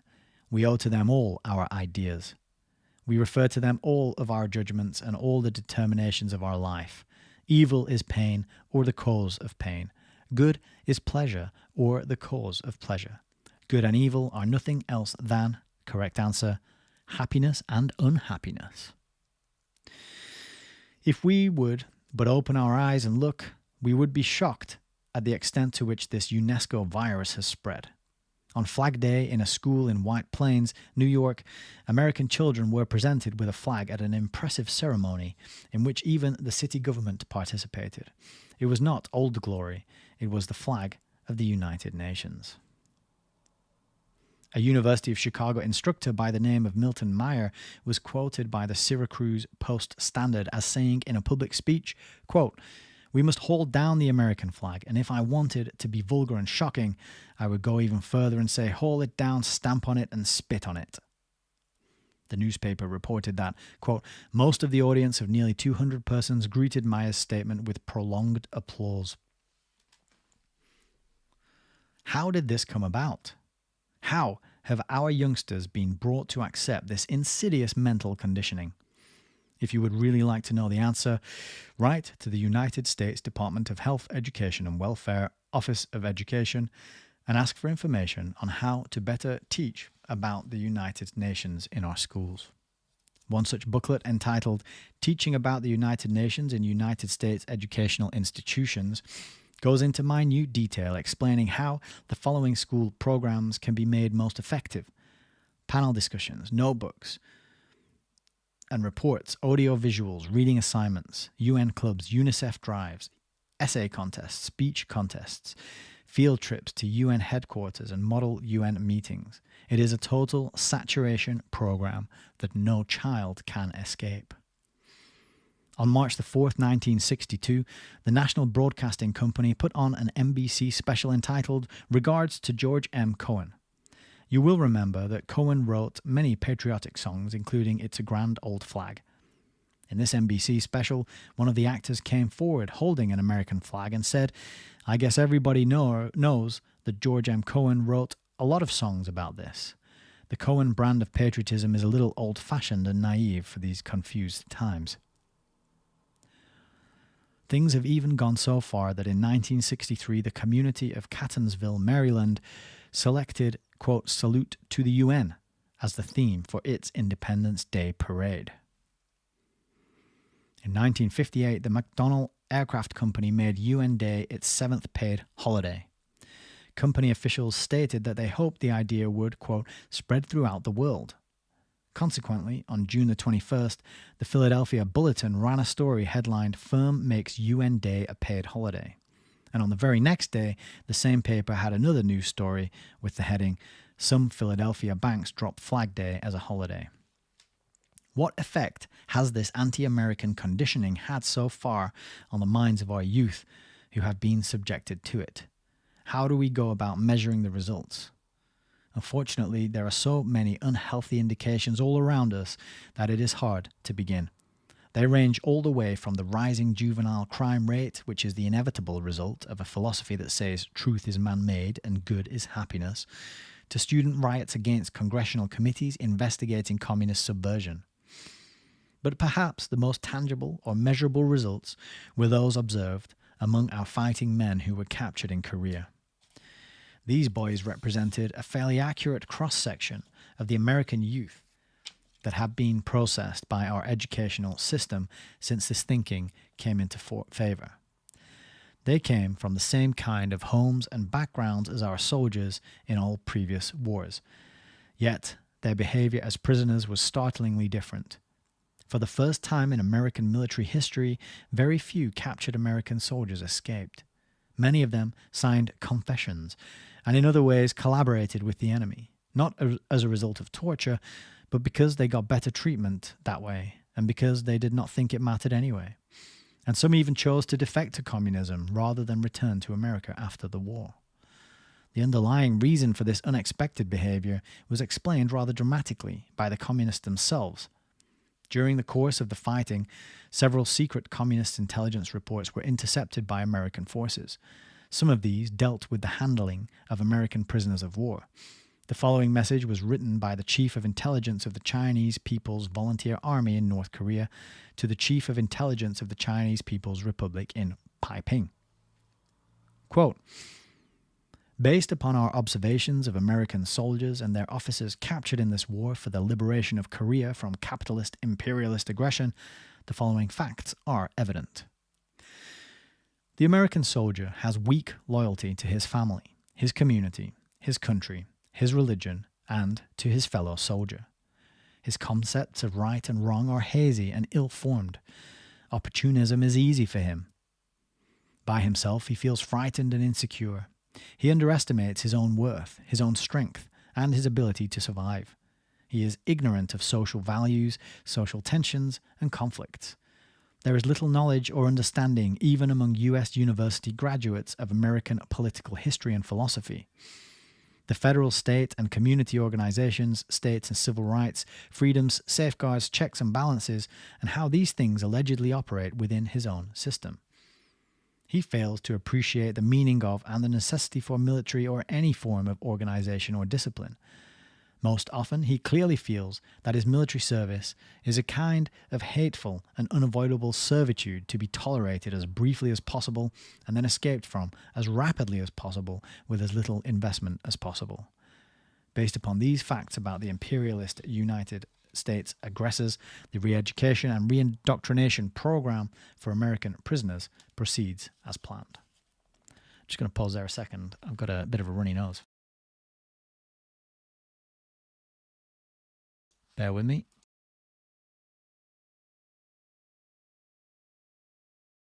Is it me or do these chapters just keep getting better and better?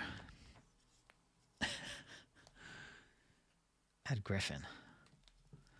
I think this is actually the first Griffin book that I've read, because I haven't read the one about the creature from Jekyll Island. So I am extremely impressed by his ability to pull together quotes, explain the source documents, give examples, anecdotes. It's real all killer no filler type stuff, in my opinion. In 1962, the Senate Armed Services Subcommittee conducted an investigation of military Cold War education and speech review policies.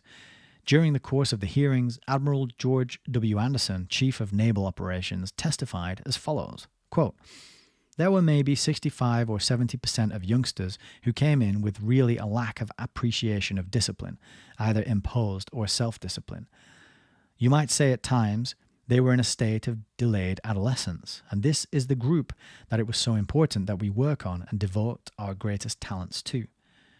Whether they ultimately are to stay in the Navy or return to civilian life, these are the people on which we have to depend in the service and on which America is going to have to depend."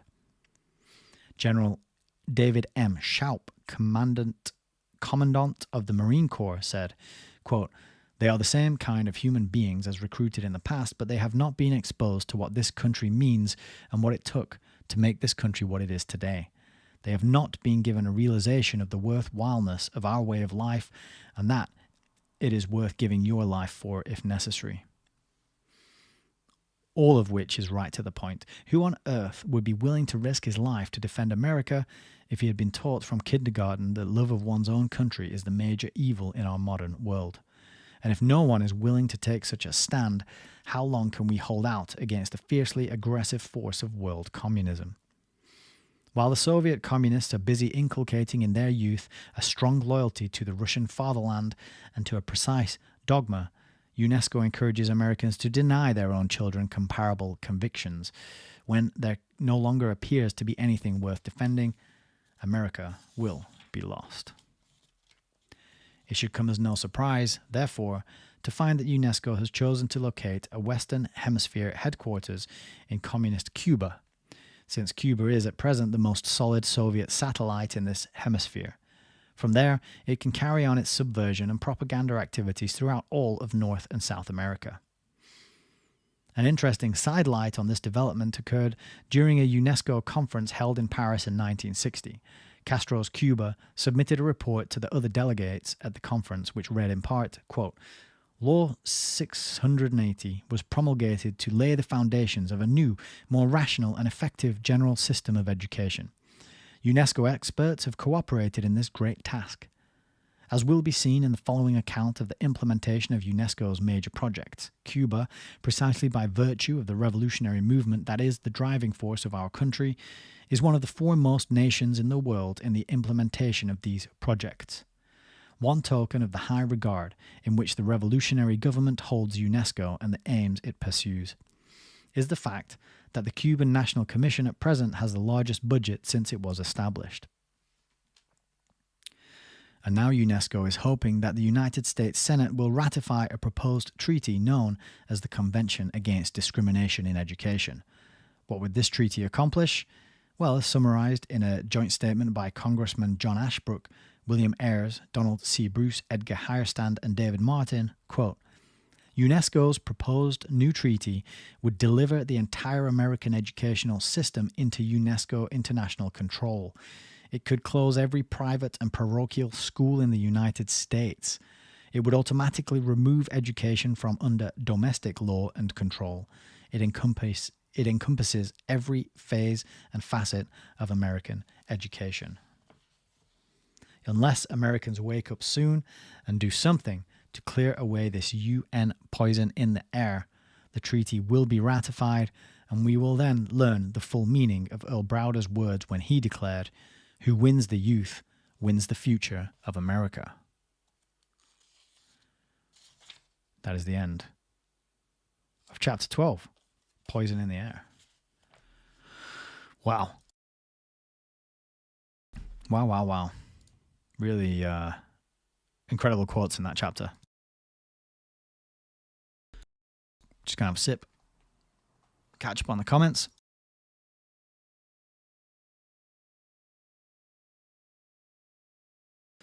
We could probably do another chapter tonight, I think. BHX1138 says, internationalism equals communism. From the start, communists were touting internationalism. Yeah, that was news to me. I didn't know that until I started doing some of the contextual preparation and reading for the Fabian Freeway book, which is a really good companion to this book, actually. I'm glad we read them so close together while Fabian Freeway is still fairly fresh. And if you're interested in that reading, I think it was 13 or 14 videos. That's on the playlists on YouTube. That book, Fabian Freeway, is actually the first one I did on all three platforms, Rumble, Odyssey, and YouTube. So you can find it on all three, in fact. We've got a world of my own over on Rumble. Good evening. World of my own says, better and better or worse and worse as to where we are going. Well, I think on an individual level and in small groups and small communities, right? The outcome has you can steer things and you can have influence and control, but on a macro view of things, it's hard to have much impact and influence, isn't it? So Frank Lennon says the roads are full of holes, Nick, because they, the parasitic powers that shouldn't be, want private cars gone. Oh, that's a very good point. That is a very good point. I hadn't thought about that, actually. Just make driving so expensive and you know, you can't park anywhere now, and you get automatic fines sent through your door, and you've got the clean air zones where you're punished if you have an older car, which, you know, generally lower income people have older cars. They're getting punished with these clean air zone charges. You've got the cost of insuring them going up. They'll probably wrap some kind of like sustainable development nonsense into the cost of insuring your car, so that if it's not environmentally friendly and if you don't have a car that's riddled with computers and software, in other words, because I have like a 20-year-old car and it's great. I love it. It's just like a tractor. It's such a simple machine. It just runs and it just goes. Like, I mean, it's the interior is kind of a bit old now, and there's certain things that have fallen off. But the actual engine and it's great. But I'm going to get punished for driving that around. I do get punished for driving that around in certain cities in the UK, right? So, letting the roads deteriorate and making it unpleasant and unaffordable to drive cars is a really good way to nudge people into giving up their vehicles, isn't it? So yeah, great point. Mindhack is here. Good evening. Says history of the last 10 years. Frank says the page 141 5 bullet point list would make a great short, Nick. Thank you. Yeah, I believe I did tab that page, so I can pull out that clip. Mindhack says that's exactly what the Gulag suggests. And Shamanarchist says, good stuff. BHX1138 over on Odyssey says, the Jekyll Island book is also fantastic. Next to the ultimate history lesson are the best primers for those just waking up. Griffin is an excellent writer in addition to his engaging oratory skills. Yeah, great point. Yeah, I'm finding this very easy to read. There's no fluff. There's no filler. It's just like straight. It's like a laser beam. You know, this is like a piercing laser beam into the heart of what the UN is all about, what it means and what it's done, you know, since it was designed, since it was built, since it was put into place, and since so many of our governments pledged loyalty to it on our behalf without ever asking our permission, without ever wanting to know what we think about it, just signing us up and signing us over to it. Gwen says, where I live, they close roads arbitrarily to annoy drivers. That sounds incredibly frustrating and annoying. It's ridiculous where this is all going, isn't it? Okay. Well, thank you for everyone who's participating and leaving comments. Please like, share, subscribe, all that good stuff. If you want to get the word out, I think it'd be great if more people knew about the contents of this book. I'm just going to have a quick look at how long the next chapter is and kind of suss out how long it's going to take us to read. We're getting to sort of 8 o'clock now here in the UK. And how long is it? So the next chapter is The Fright Peddlers. It's like 13 pages long. 13 pages. We can do 13 pages, can't we? Yeah, of course we can. It's not that long at all, actually. We'll get through that in no time. Yeah. Incredible. Because so many of us, I think due to our schooling, we don't really question what is the purpose and the true goals and motivations and of the United Nations, of UNESCO.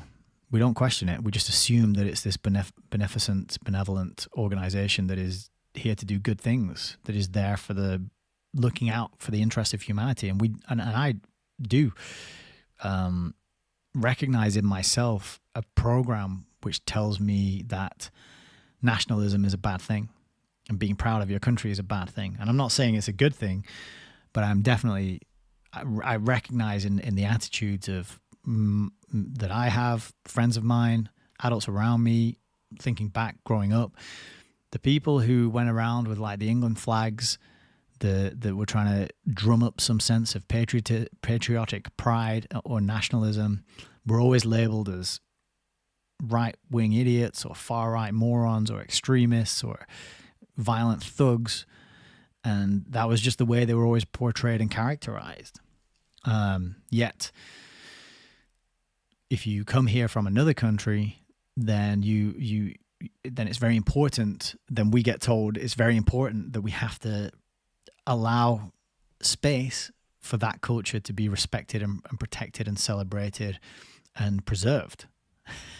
Right? So this is the narrative. This is the kind of psychological mind virus that many of us have had implanted in our mind. And the dialectic, the way these things always run, is that your country and culture is not worth saving and has nothing good to offer, nothing noble, nothing heroic, nothing valuable in it. And all these countries and cultures that are alien to you and foreign to you, they are heroic and noble and have value and need to be protected and preserved. This is what we're being told. And I think there's probably a very, very strong likely case that we could probably trace all this back, to the UN, to the UNESCO, to these movers and shakers who were very sympathetic with the Soviet model and socialism and communism. Because I even remember in the Fabian Freeway book that there were quotes in there explaining how we needed to do away with national pride and the boundaries of the nation and sovereignty, national sovereignty, and these kind of ideas.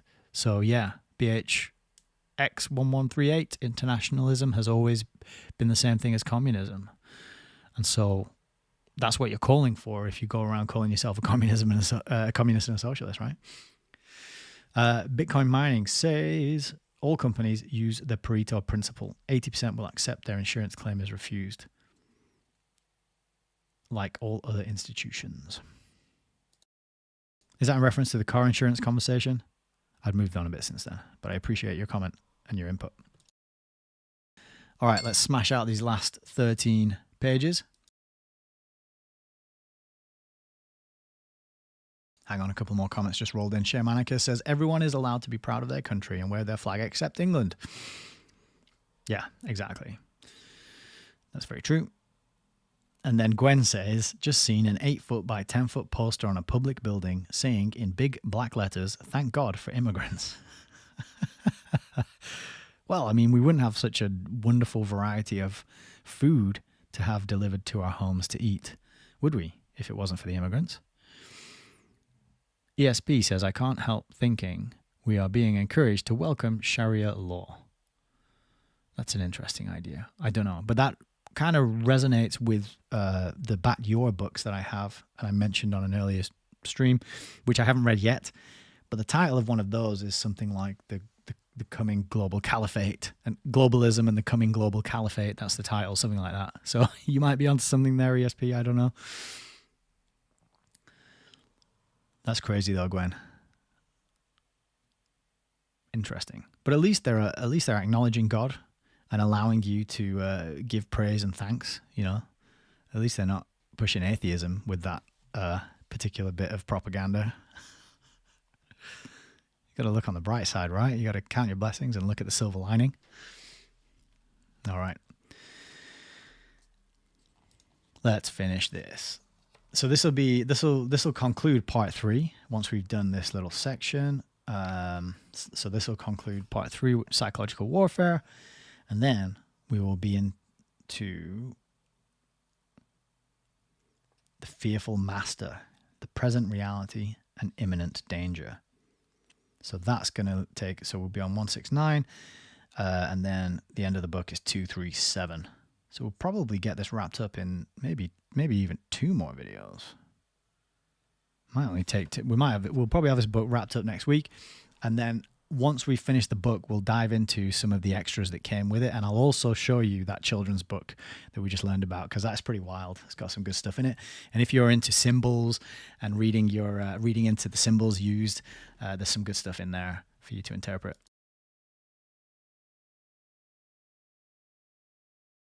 Okay. All right. This is chapter 13. The Fright Peddlers. And there's a quote at the top from Tiny Mustache Man, which is, "If you wish the sympathy of the broad masses, then you must tell them the crudest and most stupid things."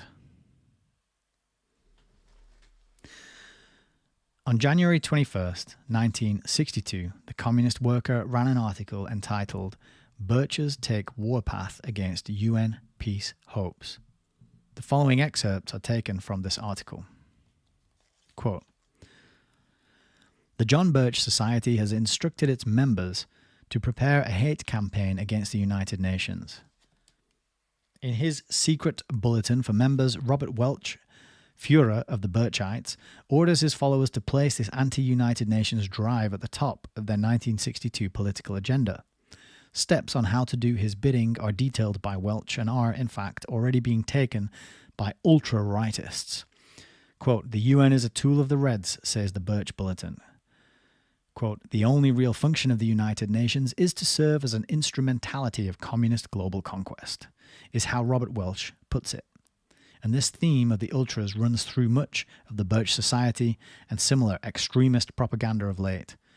Its obvious aim is to undermine the faith of the American people in the United Nations. It was in the spring of last year that the ultra-hate campaign to destroy the United Nations actually began. I see. So if you're against the United Nations, then that's hate. And think about all the anti-hate legislation that's getting put through, and the hate speech laws, and the policing and control and punishment of what is deemed subjectively to be hate speech, right? It goes back, way back.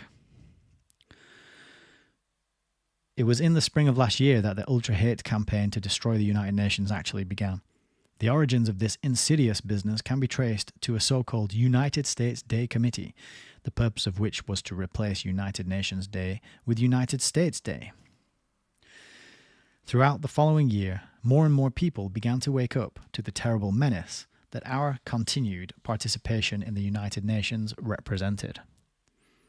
As the volume of mail to Washington demanding withdrawal from the United Nations began to reach sizable proportions, those politicians who have long had no opposition to their internationalist policies became irate and alarmed. Perhaps the most outspoken among these was Senator Thomas Kuchel of California. In a much publicized speech before the Senate, Kuchel lashed out at what he called a hate campaign against the United Nations conducted by ultra-rightists, lunatics, and extremists. Since many of his constituents had cited cases of United Nations atrocities in the Congo, Senator Kuchel called them fright peddlers. Gus Hall, present head of the U.S. Communist Party, was delighted with Senator Kuchel's speech. Writing in the Communist Worker of June the 23rd, 1963, he said that the Republican Party was in danger of being taken over by what he called fanatical ultra-right-wingers. But he made a speech point to single out Kuchel's speech as hopeful evidence that moderates within the Republican ranks have not lost out altogether. A few months later, CBS produced an hour-long TV documentary entitled Case History of a Rumor. The hero of the program was none other than Senator Thomas Kuchel, who was presented as the all-American champion of restraint and common sense against all the irresponsible fright peddlers who think that the United Nations poses any kind of a threat to this country. The villain in the documentary was Congressman James Utt, also of California. Congressman Utt has been outspoken in his criticism of the United Nations and was the man who introduced legislation to get us out of the organization altogether. CBS, as has been the case in many of its other TV documentaries, did a masterful job of appearing to be objective while creating a lasting impression that definitely favors the anti-communist point of view. Again, it's nothing new under the sun. This kind of thing goes on to this very day. Think of all the panorama documentaries that were made about the Divok deniers, let's call them.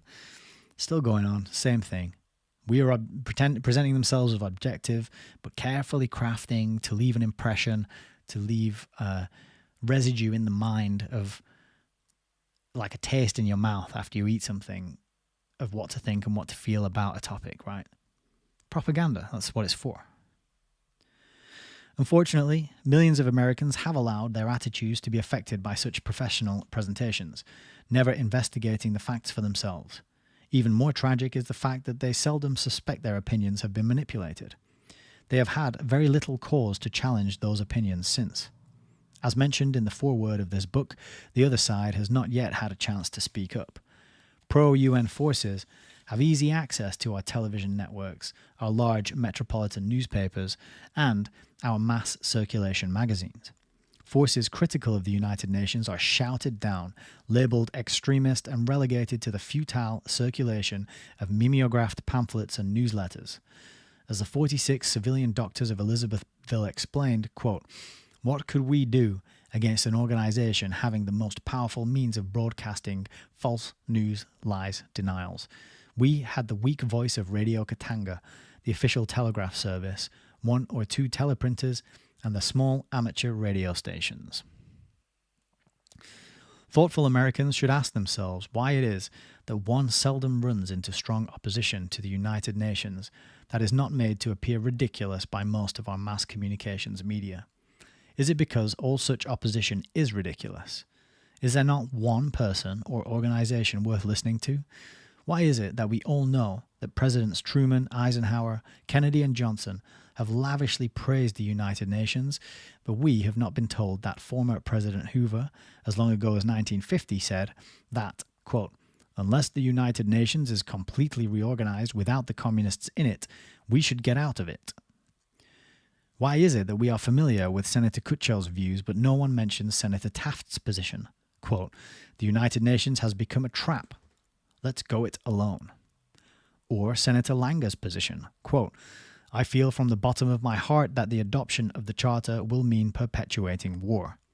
Or Senator McCarran's position, quote, "Until my dying day, I will regret signing the United Nations Charter."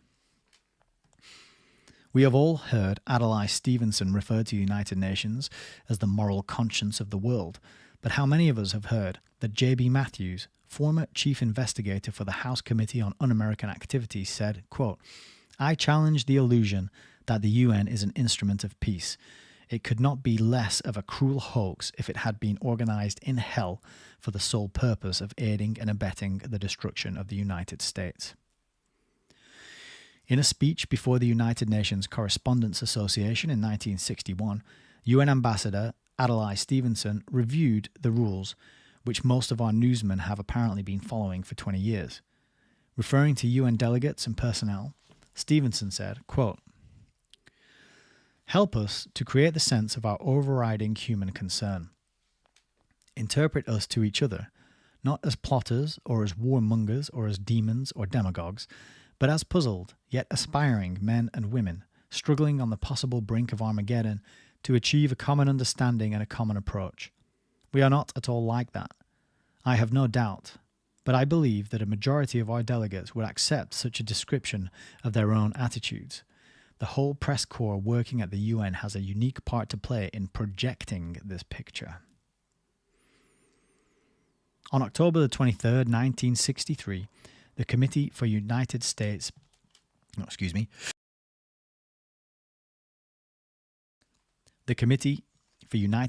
Day held a meeting in the Dallas Memorial Auditorium at which Major General Edwin A. Walker spoke critically of the United Nations before an audience of approximately 1,200 people.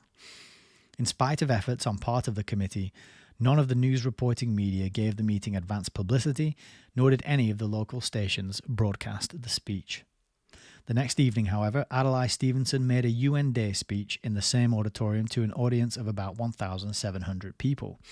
This program was sponsored by the Dallas United Nations Association and the Dallas League of Women Voters.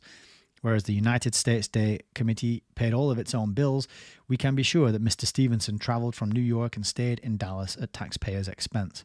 His visit was given an enormous amount of advance publicity by local news media, and the CBS station in Dallas even donated a full hour of prime time, preempting the Perry Mason show, to broadcast Stevenson's speech.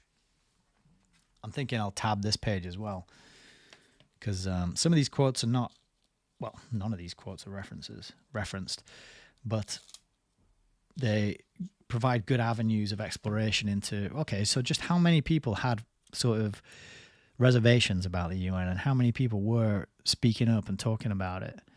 Because surely, because it's one of those things that people will say when you try and tell them this stuff, like, well, surely people would have known and would have spoken up about it before. Yeah, they did, and they were memory holes, right? So it's a good page to go back to and to mark up, because we can go back and grab those quotes, maybe track down the recordings or the evidence and follow up. The bias of our mass news communication media and the resultant devastating effect that this bias has had on American public opinion is, of course, a vast subject too large to be adequately dealt with here. But one need only reflect for a moment on the following episode to grasp the full significance of how far this process has gone. Mr. George Tott, a well-known West Coast columnist and news commentator, tells this story.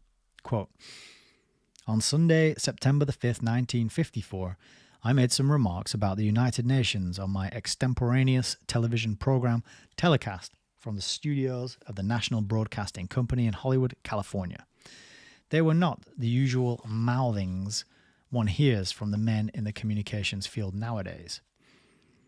Instead of bowing and scraping before the UN, I outlined some cold hard facts about this threat to the sovereignty of the United States and suggested an alternative plan to the UN for those Americans of honest intent who felt obliged to work for international understanding in the future. My suggestion revolved around the Constitution of the United States, however, not the UN Charter. Although the public responded overwhelmingly in favor of the suggestion I made in preference to the present UN plan, not so NBC. The reaction of the latter was hasty and bitter. As soon as the officials returned to their offices the following Tuesday morning after the Labor Day holding, it was to notify me immediately that I was off the air. Although never on the NBC payroll, they denied time to my sponsor of 57 weeks standing unless he broke my contract forthwith, and refused to allow me to go on the air for 2 more weeks prior to cancellation, as my contract stipulated. This was done without a word of warning or prior consultation. Everything had been fine up until the time I spoke against the UN. Then I was suddenly persona non grata with the National Broadcasting Company." The process of squelching opposition to the United Nations is far from limited to just the mass communications media. In 1955, for instance, Ron Ramsey, a 16-year-old high school student in Compton, California, began writing letters to the editors of local newspapers and magazines. His letters were well-written, factual, and strongly critical of the United Nations. As a result, he soon became the target of a vicious smear campaign conducted by a communist front group calling itself an anti-Nazi league. This group sent out thousands of postcards calling Ramsey a Hitlerite and urging his neighbors and fellow students to mobilize against him before he acquires any more power. Joseph L. Corsi, a member of the Board of Trustees of the Compton Union High School District, charged Ramsey with the unforgivable crime. In a letter to the editor of the Los Angeles Times, Corsi exclaimed, quote, "This lad is opposed to the United Nations and preaches anti-UNESCO propaganda." Ramsey was subsequently committed to a county institution as a mental case, with no formal charges ever brought against him. He was finally released on probation after 34 days of confinement. Excuse me, I got a sneeze snuck up on me there.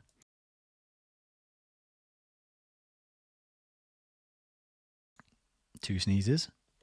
Let's see if that's all.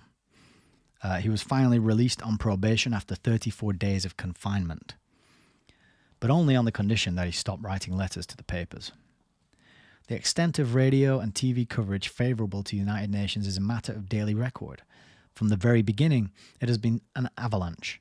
For instance, on the occasion of the United Nations 10th anniversary in 1955, the Communist Daily Worker reported, quote, "Radio and TV coverage of the UN's 10th anniversary was the best in that world organization's history. The UN concert with Soviet pianist Emil Gilles, the New York Philharmonic, and the Schola Cantorum was televised by WOR and heard on radio stations WQXR and WNYC. One report said that a movie of the concert was being sent to Latin America and that a tape recording of the same would be aired by Voice of America. In addition, station WINS in New York and 55 other US stations carried Norman Corwin's play The Charter and the Saucer, a British broadcasting drama on the UN with Sir Laurence Olivier. A quarter-hour film titled Your Seat at the Table with Clifton Fadiman was heard on WABC and many other stations across the country. The Family Tree was broadcast by ABC. Throughout the weekend of the anniversary, NBC's Monitor featured spot salutes to the UN from delegates and celebrities. The popular children's TV show Let's Take a Trip visited UN headquarters last Sunday. Ding Dong School also had its enormous following watching a movie on the UN. The Carousel's weekend show was devoted to the UN. CBS's morning show did a series of live pickups from the UN, and Dave Garroway's NBC show featured UN posters. Excuse me a sec. Just going to have to blow my nose.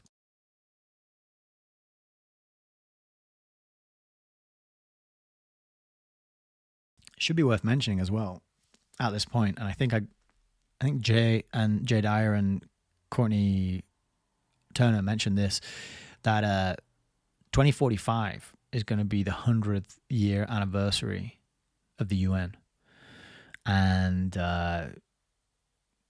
it is apparently also that is the year that's touted where AI will really take off, because we don't really have AI yet. We just have large language models that simulate chat, a human chatting. But Ray Kurzweil, the Singularity, and the 100th year anniversary of the UN is sort of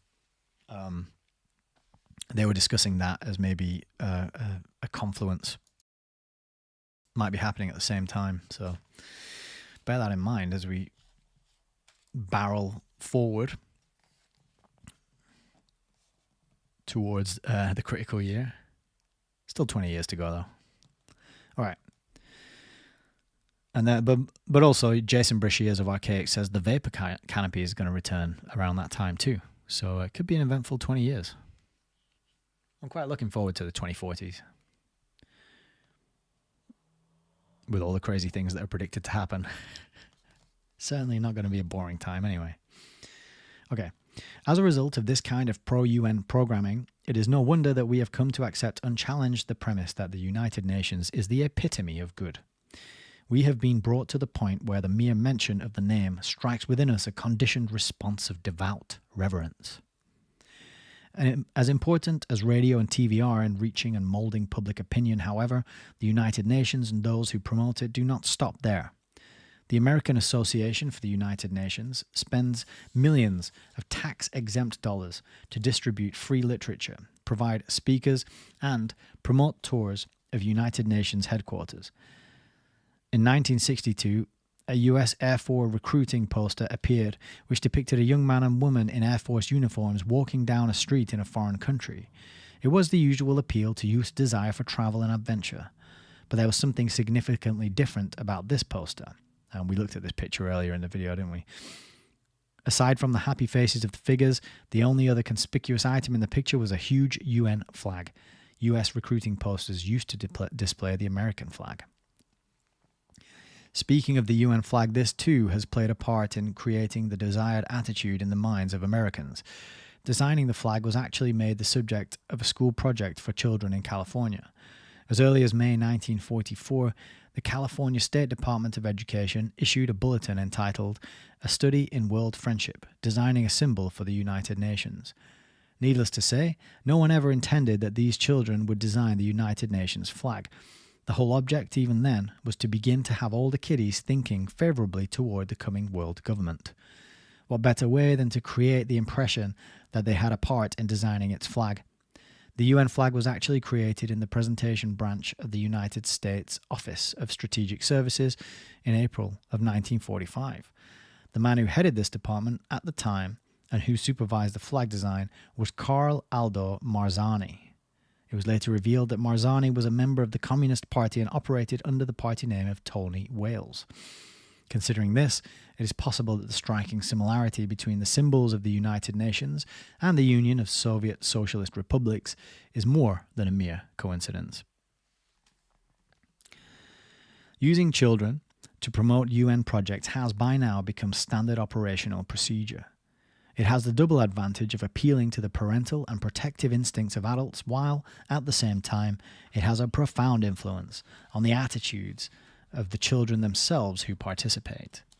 For instance, in 1960, the United Nations Children's Fund UNICEF distributed a promotional folder designed for children entitled How Children Help Children Through UNICEF.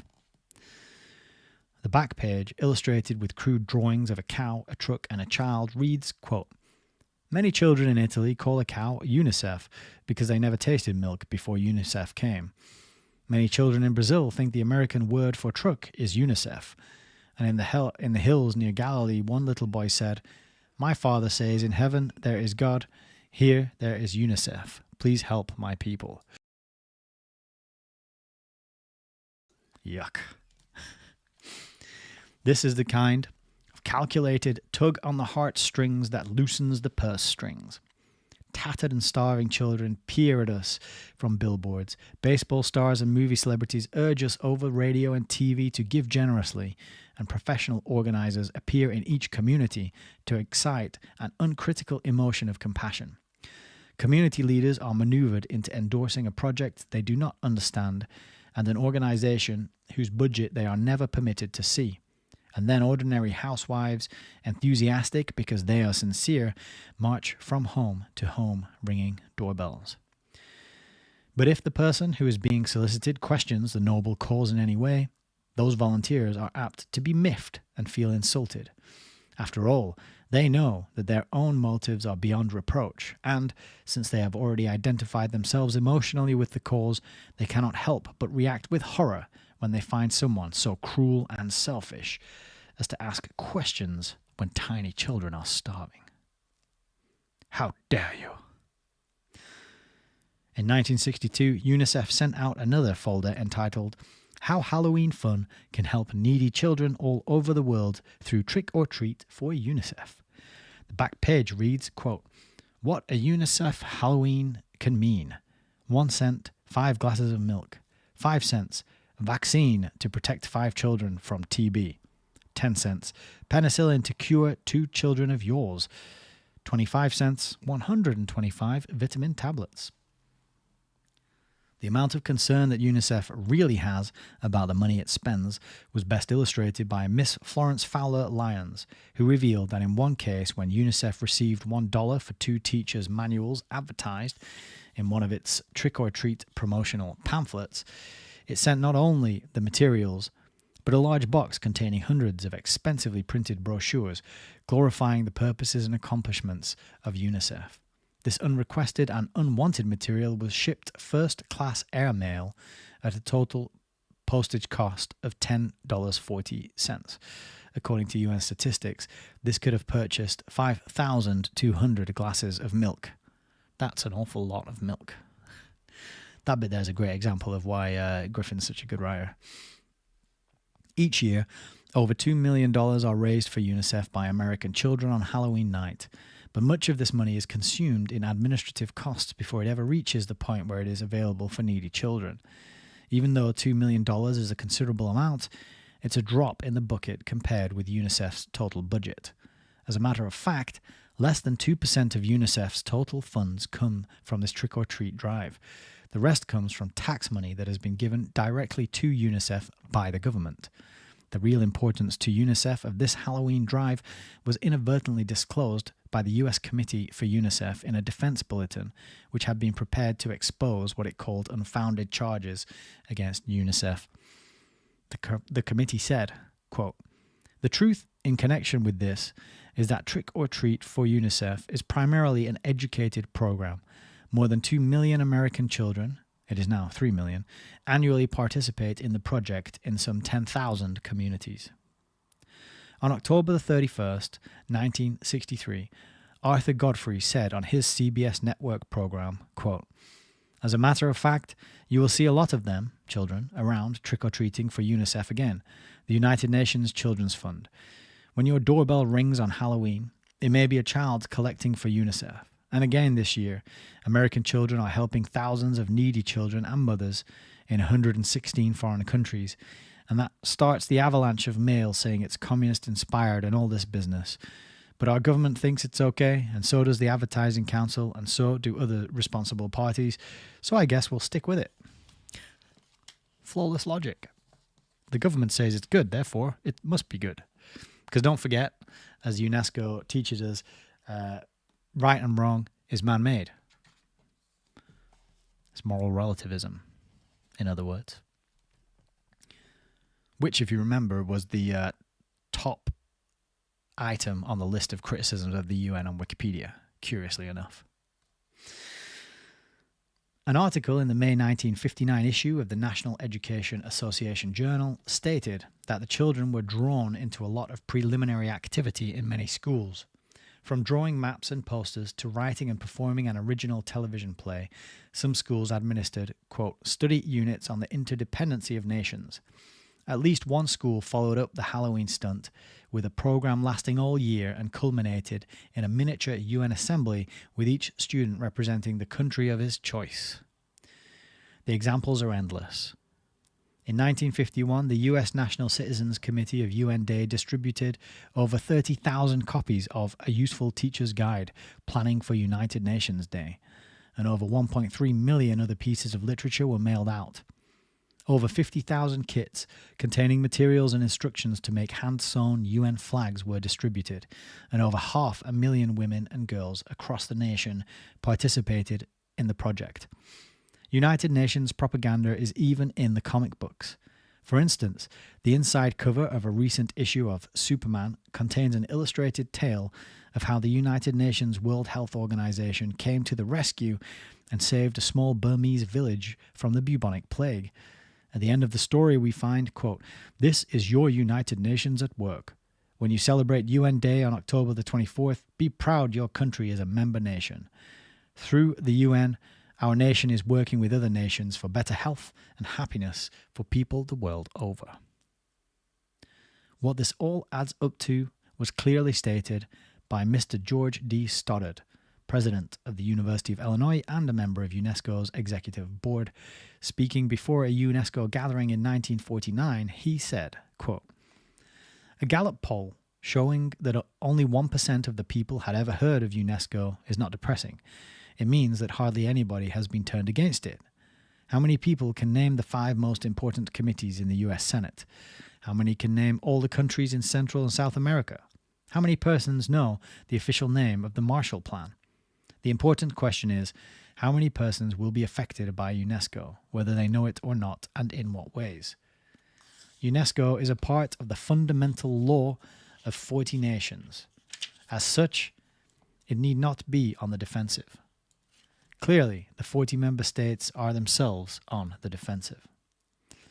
In spite of this continuous bombardment on the subconscious thinking of Americans for almost 2 decades, the number of people who are beginning to question the UN continues to grow. So much so, in fact, that by June of 1963, the master planners were beginning to worry. The National Advertising Council publicly announced on June the 24th that it had been called in to help resell the UN to the American people because, as it put it, quote, "The United Nations is considered by close observers to have lost some of its grip on public opinion." With the help of a Madison Avenue advertising firm, the National Advertising Council launched a gigantic campaign in the press, radio, and TV valued at over $5 million. As you may recall, the gimmick that was used as the main theme for this campaign was a picture of a huge and frightening mushroom cloud of an H-bomb explosion. And after thus sending a calculated chill down our spines at the thought of nuclear holocaust, the advertising experts then flashed the words, quote, "This is one alternative to the United Nations." Now, really, who are the fright peddlers? That's the end of part 3. There's a footnote down here. We'll just read it. So when he asks at the end, now really, who are the fright peddlers? During the summer of 1964, the Xerox Corporation announced that it would be spending approximately $4 million to produce pro-UN television series. Since most of the acting and directing talent will be donated free of charge by Hollywood celebrities, the $4 million should go quite a long way in producing what Xerox officials undoubtedly believe to be the correct attitude of the American people toward the United Nations. Pro-UN spokesmen are praising the Xerox Corporation not only for the production of the TV series, but also because the company is not including any commercials. This is supposed to be evidence of their generosity and world-mindedness. The truth of the matter is that, commercials or no, this TV series has already received so much publicity and will continue to do so that everyone will know that Xerox produced them. Also, there is little doubt that the company will be able to charge this off as a tax-deductible item. It will be interesting to see whether or not television stations will grant equal time to those who present a critical view of the United Nations. And that is the end of part 3. And coming up is part 4, The Fearful Master, The Present Reality, and Imminent Danger. Well. Another chapter on the record. What do you think?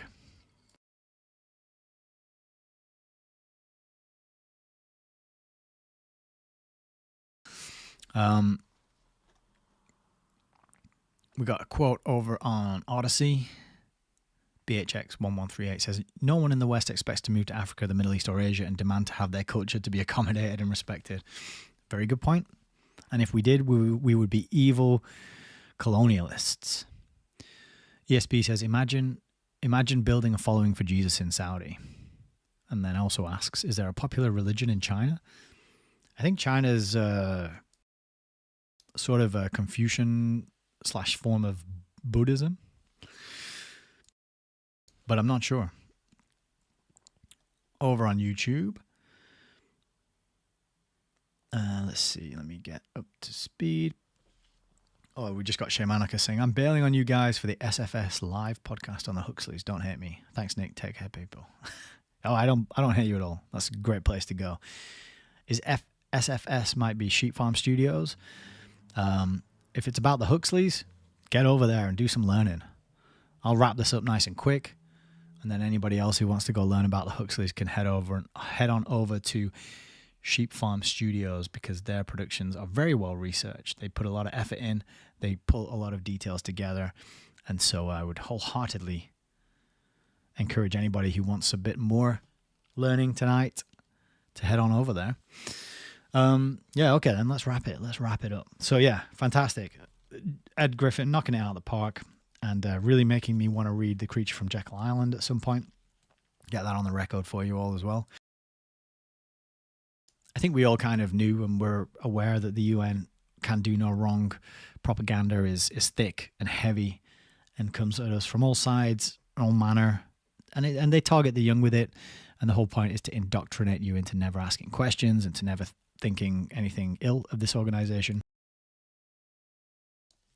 And because I think the end plan is one world government, the New World Order, the one world government, the scientific, top-down, technocratic system, which everyone is to be part of. And whether or not it's the UN that rolls that out, the purpose of the UN, just like the League of Nations, is to just get it familiar in people's minds, to get people thinking in these terms of being a global citizen, of not being proud of where they're from. We're being sort of pincered into this way of looking at the world where certain groups of us have to be responsible for everyone and everything on the planet. And it's a very localized, targeted group. It's really the Western countries, America, North America, Europe. We're being indoctrinated with this worldview that we have to be guilty and shamed for all the ills of the world, and we are the ones that have to foot the bill and pay the taxes and give up our way of life and our cultures and our countries to make up for all this evil that we did personally in the past. It's ridiculous, it's stupid, it doesn't make any sense. But we're getting a good view of the history and the context behind it, where it came from, and the organization that's pushing it, which is the UN. And I'd say this is a really great book, and I'm enjoying it very much. I don't have any much further to add, really. Quick review of comments, and then I think we'll wrap it up and get out of here. ESP is talking on Odyssey over there about the main religion in China is a mix of Buddhism, Taoism, and Confucianism. Yeah, okay. But officially, the Chinese state is an atheist state. Yeah, I think communist systems and socialist systems, and like we were just reading there in the book, they got to be atheists because the government has to take the place of God. The government becomes the main authority, dictates what is right, what is wrong, what you can and cannot do, what you can have, where you can go, what you can say, what you can't say. So if you're loyal to a god, if you're loyal to any deity or group of gods, or you have some other spiritual practice or religious commitment or conviction, all that needs to be worn away and replaced with loyalty and obedience to the state, because it is the state that communism and socialistic systems serve, right? And the people who push it are always the people who want to be in that bureaucracy which runs things. They're not going to be living under the system. They're going to be administering it from the top down to you and I, the Joe and Janes in the street. But they push it, and they say it's for your own good that we're pushing this because we care about you and we want you to have a good working life, and we want you to have better conditions and a better quality of life and all this stuff. And we fall for it time and time and time and time again, don't we? Yes, we do. So Frank says, thanks, Nick. You're very welcome, sir. Thank you for being here. And Gwen as well. Very interesting, eye-opening book. Never thought the UN was this bad. I have a feeling we're only scratching the surface. There's another book I know about the UN, which I haven't got a copy of yet, but I will try and track that down and grab that. Maybe we could read that on the channel as well. That's similar to this one in that it's critical of the UN. It's a bit harder to find and pricier than this one was, but I will try and grab a copy for you so that we can all benefit. But yeah, I think it's pretty grim, isn't it, Gwen? But thank you. Thank you all for participating and being here and leaving comments, liking, sharing, subscribing, all that good stuff. You can find me on all the usual places. Broadcasting live on YouTube, Rumble, and Odyssey. Also, social media accounts on Twitter, Instagram, and Telegram. And I post different things to all three of those channels. And so, yeah, if you can sign up and follow me there on those places, that'd be good. And then if you want to find other ways to get involved or all the ways to get involved, you can go to allmylinks.com/HayesReviews. Also, consider signing up for the mailing list by dropping me an email at autonomoususername@gmail.com. I'll add you to the mailing list, and then we can stay in touch just in case I ever get booted off a platform for criticizing the Uniform November, which, you never know. That could happen. You never know what the hammer could trigger the hammer to fall on your head and cut you off, right? So join the mailing list. I will use your email wisely with respect, great care, and attention. I'm not sending out any spam. I haven't sent anything out to the mailing list yet. I'm just making sure I can stay in touch with people who value books and learning from them and want to stay in touch as we work our way through this massive library of, I think I'm on about 600 books now. And actually, I read somewhere that you can't call it a library unless it has 1,000 books. So at this point, it's still just a book collection. It's not a library yet. It's just an inconvenience to my wife as I fill up our home with books. But until you got to help me get to 1,000 books so I can call it a library, right? So if you are willing to do that, send me a few pennies, shekels, dollars, pounds, euros, crypto, whatever you have. I would very much appreciate it. And again, it's allmylinks.com/HayesReviews. So thank you. enjoy the rest of your weekend. Take care of yourselves and each other. Take some time out to enjoy nature, go for a walk, put your feet on the grass, play with a dog or a cat, some time out from the crazy world that we live in. Because all this stuff, when you boil it down, it's all man-made. It's all just men and women and human beings coming up with stupid scams to do each other over with, and it's a very tiny minority who are perpetuating this. Unfortunately, they've infected the minds of the majority of people who are unable to see through these scams and are indoctrinated into their sort of materialistic, scientific, Darwinistic, moral relativistic way of thinking. But the battlefield is really between you and the people in your life who you talk to on a day-to-day basis, getting them to try and see that way, that mindset, that worldview that I just laid out there is not a good, conducive one. It doesn't lead to personal fulfillment and happiness. They'll harm themselves by taking a morally relativistic view of the world, by viewing other human beings as animals. They're just harming themselves ultimately. And so taking these kind of realizations, these lessons, these nuggets of information, and spreading it out there as we are going about with love and compassion and kindness and generosity and decency in our hearts for our fellow men and women. That's what it's all about. And I hope I have contributed in some small way to your ability to educate others and let them see what the hell is going on in the world, because it's pretty wild. But yeah, take some time out from it. Do something you enjoy, I like to play a bit of guitar. I like to play a lot of guitar, actually. That's my kind of happy place. When I want to not think and analyze and take in information, I'll go and pick up the guitar and strum a few tunes, and that's always very soothing for me and my soul, and helps me decompress, right? So find a way to do that. And, tell the people who are important to you that you love them and that you care about them and you want for the best for them. And you're not telling them about this stuff because you want to get into arguments and fights. It's because you want good outcomes for them in the future, and you see that they might not be on track to get those good outcomes, But anyway, with that said, I'm going to sign off. I'm going to put you on the outro waiting screen. You can listen to a little bit of original 100% Haze produced guitar music. It's a bit rough around the edges because I recorded it on my iPhone phone, but it is totally unique to my channel. You will not hear it anywhere else, but I will give you a copy of it to download if you join the mailing list. So how about that? If you're interested, please join the mailing list and let me know, and I'll send that to you. So that's it from me. I'll be here Tuesday night. We'll crack on with another 2 or 3 chapters. Take care of yourselves and each other. God bless.